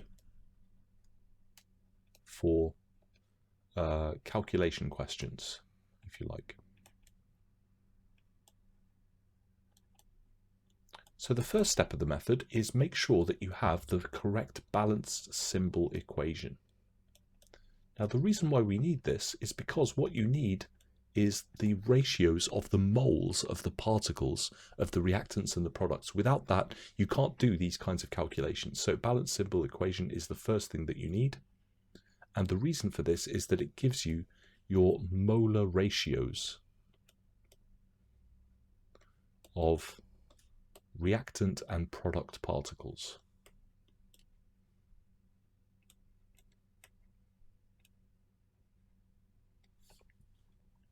Now, once you have that all-important molar ratio, the second thing that you need is to take the information that you're given in the question, like the information we're being given in this question, and use the appropriate equation,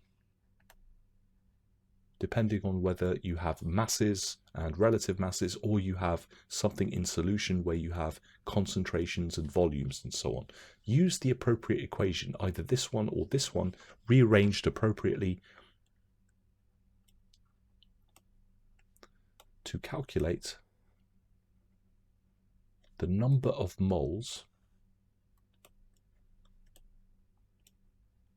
of any of the reactants or products. Doesn't matter which one, as long as you can calculate the number of moles of any one of the reactants or products, you're in good shape, as we'll see. So reactants or products, number of moles. Now, once you've done this, you can use the molar ratio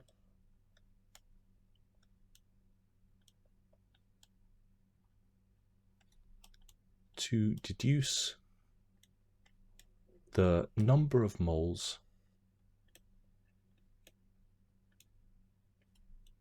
of the substance you're being asked about. You're being asked about, whatever that might be. It could be a reactant, it could be a product, it doesn't matter. Once you have the number of moles of the substance in question, you can then, assuming of course that the question wasn't, let's say the question was asking you to calculate the number of moles of that substance, then you can stop here. But if the question is asking you to calculate the mass of the substance or the concentration of the substance, you might have this final fourth step. So at this point, you can then use the appropriate equation again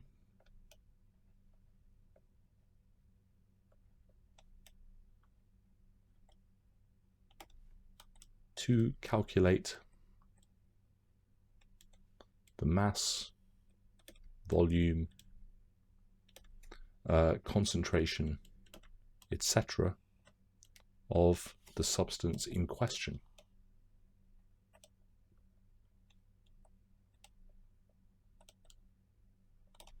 So this is the general method. You start with a balanced symbol equation which gives you the molar ratio of the particles, the reactants and the products.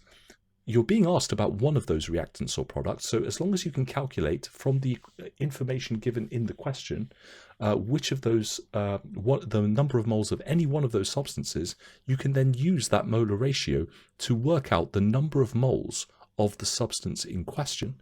You can then calculate whatever the answer to the question is using the appropriate equation again. So let's have a look at how this works in this worked example, and then I'll give you an example of your own to have a go at, and then we'll see how we get on. So 50 centimeters cubed of sulfuric acid is neutralized with 100 centimeters cubed of 2 molar sodium hydroxide. So what is the concentration of the acid? Well, we need to write a balanced symbol equation. First step. So sulfuric acid is one of those acids that you need to know the formula for. It is H2SO4. And again, this is another thing that you need to be aware of as GCSE chemistry students. Let's just open up another document here because we need to make a few more notes. So you need to be able to calculate the formulae of salts from the acids and the alkalis which are being used in the neutralization reaction that forms those salts. So you need to be aware of the formulae of some key acids. So these are the acids that you need to be aware of. H2SO4, sulfuric acid. So you need to memorize that. You need to know, obviously, hydrochloric acid, you all know. Hydrochloric acid. You need to know nitric acid, HNO3.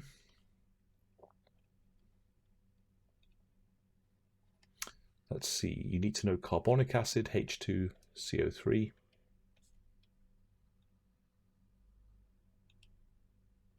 And I guess some of you, depending on your specification, you might need to know phosphoric acid, H3PO4. But these are the common acids. Now, acids are proton donors. They are substances that dissolve in aqueous solution to release protons. So sulfuric acid, when it does so, it turns into, in aqueous solution, it turns into 2 hydrogen ions and 1 sulfate ion. So a sulfate ion you need to know the formula for and the charge for. It is a molecular ion. It's a molecule which has 2 negative charges on it. Hydrochloric acid, again, is an acid which dissociates into its ions, H plus and Cl minus. Nitric acid also dissociates into its ions like this, H plus and nitrate. So nitrate is another one of these molecular ions that you need to be familiar with. Carbonic acid is another one of these acids which you need to be familiar with. So H2CO3 in aqueous solution dissociates to form 2 hydrogen ions and a carbonate ion. You need to know what a carbonate ion is. It's a molecule containing a carbon bonded to 3 oxygens, and the whole molecule has 2 negative charges on it. Phosphoric acid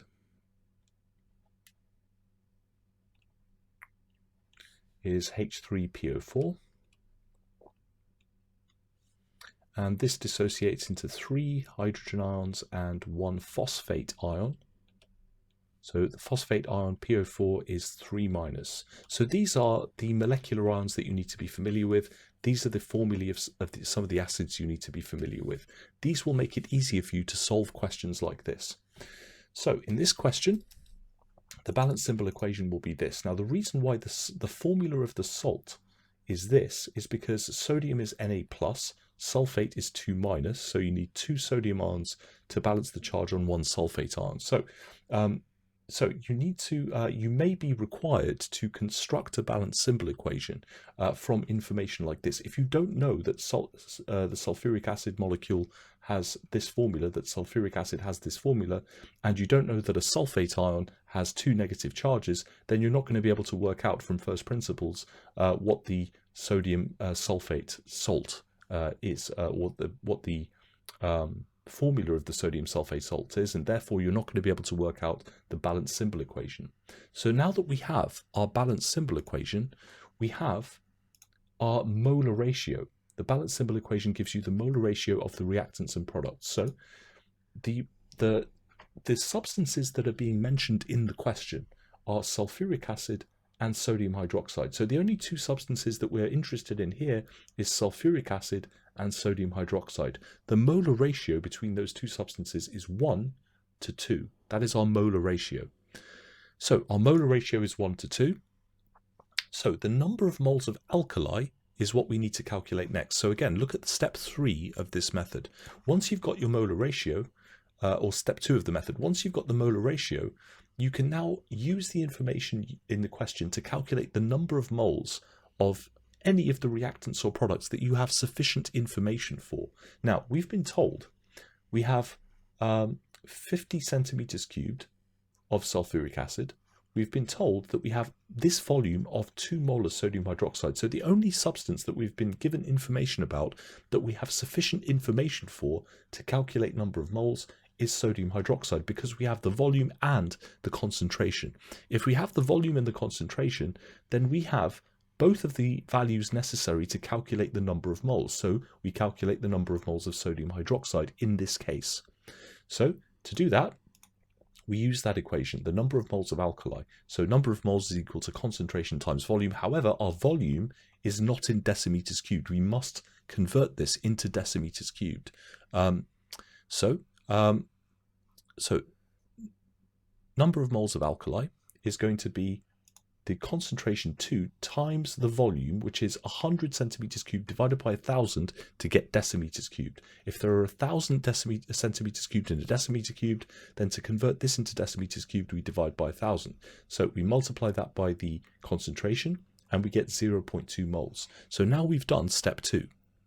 We've got the number of moles of one of the substances in the equation. Any of the substances in the equation would do. So now we can go to step 3. Because the number of moles, the ratio of moles of acid to alkali is 1 to 2, then for every 2 moles of alkali, we have 1 mole of acid. So the number of moles of acid needed is going to be half the number of moles of the alkali. So we divide 0.2 by 2, and we work out the number of moles of the acid needed. So now we've done step 3. So step 3, to remind you, is we use the molar ratio to deduce the number of moles of the substance you're being asked about. The substance we're being asked about is the acid, and we've deduced that from the molar ratio. So now we can go to step 4, actually answering the question about the substance that we're being asked about. The substance we're being asked about is sulfuric acid, and we're being asked to find the concentration. Well, going back to that equation, concentration is equal to the number of moles divided by the volume. We have the number of moles now. We've got the volume, but again, it is in centimeters cubed. So once again, we need to divide this by 1,000 to get the volume into decimeters cubed.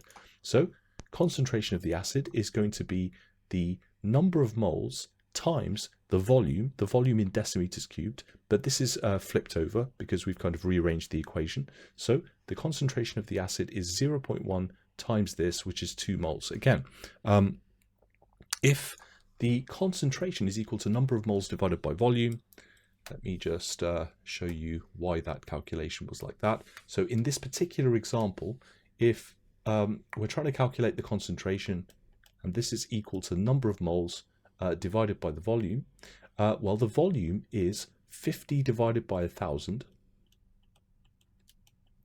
and we're dividing the number of moles by that. The number of moles of the acid that we deduced in step 3 was 0.2. So if we have 0.2 divided by this, then it's the same as 0.2 times this fraction turned upside down. So it's going to be 0.2 times 1,000 divided by 50.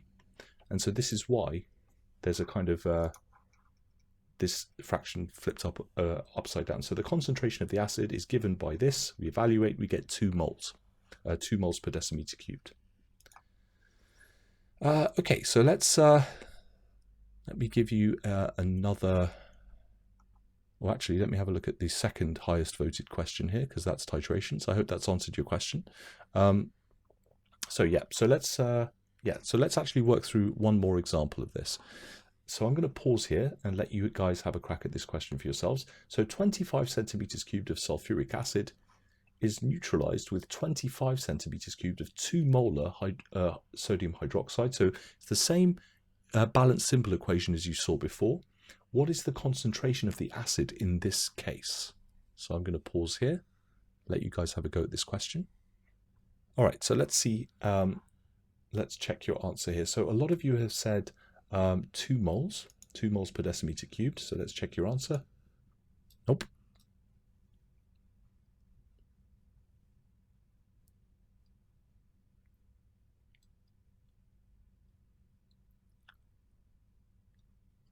Okay, so it looks like a lot of you are changing your answer to 1 mole per decimeter cubed. So let's see if you're right there. Well done. Yeah. So again, to simplify, if the balance symbol equation is what we saw before, where the ratio of moles in the previous example, let me just go back one. Right, so in the previous example, we saw the ratio of moles of acid to alkali is 1 to 2. Well, if the two substances are present in the same volume, but the number of moles present is 2 to 1 of the alkali to the acid, then can we now see why having the same volume but a concentration of 2 molar hydrochloric acid, you need only half that concentration of the acid in order to neutralize this volume of alkali at this concentration. All right, so let's have one more example of this. So this time you're going to need to construct the balance symbol equation. So I'm going to pause here, see if you guys can go through that method, that step-by-step method. So 10 centimeters cubed of sodium hydroxide is neutralized with 20 centimeters cubed of nitric acid at a concentration of 1 mole per decimeter cubed. So what is the concentration of the alkali? Okay, so I see that most of you are writing 2 moles per decimeter cubed, so let's see if you're right. Yes, well done, excellent. Okay, so let's move on to the second highest voted question here. So it seems like the question that received the second highest number of votes in various forms across all 5 across the attendees in all 5 webinar rooms is percentage yield calculations. Okay, so let's take a look at an example of a percentage yield calculation, and then we will move on. Okay, so here's an example, and let's work through this one together, and then I will show you, and then I will give you guys a chance to have a go at one of your own. So 2.3 grams of sodium reacts with an excess of chlorine to produce 4 grams of sodium chloride. What is the percentage yield? So again, we need the balance symbol equation, which is this. So here are the relative masses of the relative atomic masses and relative formula mass of the reactants and the products respectively.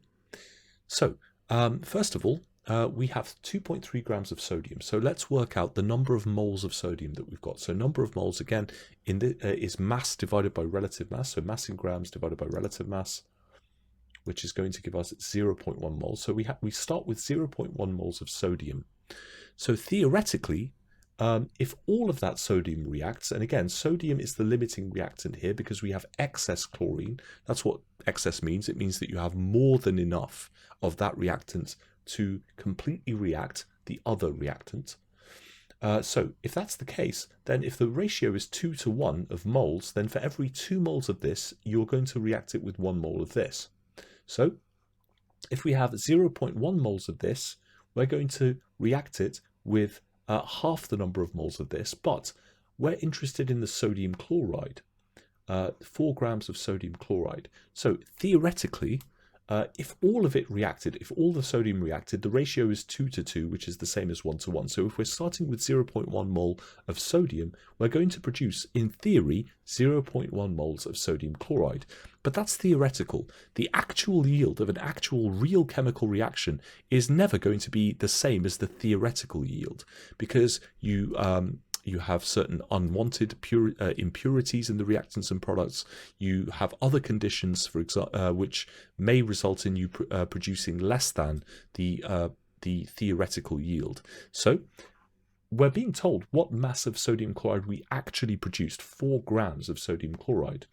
So the theoretical yield of sodium chloride in grams is going to be 58.5 sodium chloride times the number of moles of sodium chloride. Remember, the equation is the number of moles is equal to mass divided by relative mass, so the mass is going to be equal to the number of moles times the relative mass. So the theoretical yield in moles of sodium chloride, if we start with 0.1 moles of sodium, is going to be 0.1 moles. So let's work out the theoretical yield in terms of mass.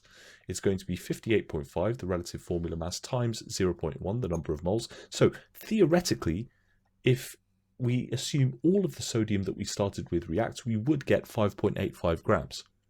So the actual yield is less than that. The actual yield is 4 grams. So the equation that you need to apply is this one. The percentage yield is always equal to the actual yield divided by the theoretical yield. Now, this can be in moles, as long as the other one is in moles. This can also be in grams, as long as the other one is in grams. So we have the actual yield 4 grams, we have the theoretical yield 5.85 grams, we divide one by the other, and we multiply by 100% to get a percentage. So the percentage yield in this reaction is 68%. So percentage yield expresses what percentage of the theoretical yield you actually got in the real reaction. So we got a percentage yield of 68%. So we got 68% of what we would have expected to get if all of our sodium reacted completely with all of the excess chlorine to produce sodium chloride. So let me give you an example for you guys to try for yourselves. So here's the reaction that we mentioned before, magnesium reacting with oxygen. So if we have 1.2 grams of magnesium reacting with excess oxygen, and we end up producing 0.8 grams of magnesium chloride. In this case, what is the percentage yield? And again, you saw the balanced symbol equation for this earlier on. It is this. Here are the relative atomic masses of, or the relative atomic mass of magnesium and oxygen, and the relative formula mass of magnesium oxide. So have a go at this question. I'm going to pause here and let you guys have a go. Great, excellent, great work. Most of you managed to get this one right. So let's quickly walk through the solutions. So we calculate the number of moles of magnesium that we're starting with. So 0.05 moles of magnesium is what we started with. And theoretically, because the ratio is 2 to 2, which is 1 to 1, if we have 0.05 moles of magnesium, we would expect to produce 0.05 moles of magnesium oxide, because the ratio from the balanced symbol equation is 2 to 2, which is the same as 1 to 1. So if we would expect to produce this many moles of magnesium oxide, the mass of magnesium oxide we would expect to produce is going to be the number of moles times the relative mass, which gives us a theoretical yield of 2 grams. But again, we see that we only produce 0.8 grams. So as a percentage yield, that would be the actual yield, which was 0.8 grams, divided by the theoretical yield, which is 2 grams, times 100 to get a percentage, and we get 40%. I hope that answers your question. Okay, so seems like we're coming to the end of the webinar now. So there's one more question which received the next highest number of votes, and that is about atom economy. So let me finish off on that. Let me just find atom economy. So, okay, so atom economy is a measure of the efficiency of a chemical process in producing the desired product. Now, this has a lot to do with the desire for sustainable development.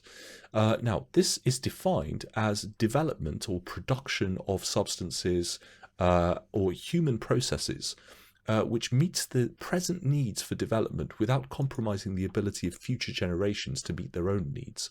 So sustainable development essentially is a set of strategies that allow for our use of natural resources while minimizing the damage caused by the extraction of those resources or from the production of the finished product. So there's two main components to this. There is the use of natural resources, the extraction of natural resources, as well. So atom economy is an indication of the amount of the starting materials in a chemical reaction at any scale, whether it's on the laboratory scale or on the industrial scale. It's the amount of starting materials, the reactants, that are produced into useful products. Now, as the amount of available resources decrease on the planet, it's vital that resources are being used as efficiently as possible, and so atom economy is a good way of determining whether a particular process is efficient and sustainable. So to reduce global impact of all industrial processes, scientists aim for chemical processes in industry to attain the highest possible atom economy, and this has the effect of reducing the raw materials required and also the amount of energy required to produce the maximum amount of product. So developing chemical reactions with a high atom economy is a crucial factor in moving towards sustainable development in general, and it also makes good economic sense from a business perspective. But some chemical reactions have a limited atom economy because either they're reversible reactions, or they produce unexpected products, or the products cannot be efficiently separated from excess unused reactants. So there are a number of reasons why atom economy may be low, and these are the sorts of things that, along with atom economy calculations, typically will come up in exams. So let's take a look at an example of atom economy. And this comes from so-called green chemistry. Now, atom economy is also sometimes called atom utilization. And again, the way that we calculate it, it's a measure of the percentage of the starting materials that actually end up as the desired product. So here is the equation, which is usually used to describe the calculation of atom economy. It's the mass of desired product. So again, it depends on what is the desired product in that reaction. There may be more than one product, so you need to work out the mass of product that was produced of the product that you actually want to produce, as opposed to the ones which are byproducts. And then you divide that by the total mass of the reactants, all the reactants in the equation that you started with. So here's our example. Let's work through this together. So in the production of ammonium nitrate, which is for which the balance symbol equation is this: 17 grams of ammonia and 63 grams of nitric acid produce 80 grams of ammonium nitrate. So how do we calculate the atom economy for this reaction? Well, again, we need to substitute these values into our equation. We have 17 grams and 63 grams of our reactants. We have 80 grams of the desired product. Now in this case it's relatively straightforward. There is only one desired product. So the atom economy is simply 80 grams, which is what we started with in total, divided by 80 grams. Now again, this shows conservation of mass. The total mass of reactants is always equal to the total mass of products. And so in this case, it's fairly straightforward. 80 divided by 80, and we multiply that by 100 to get a percentage.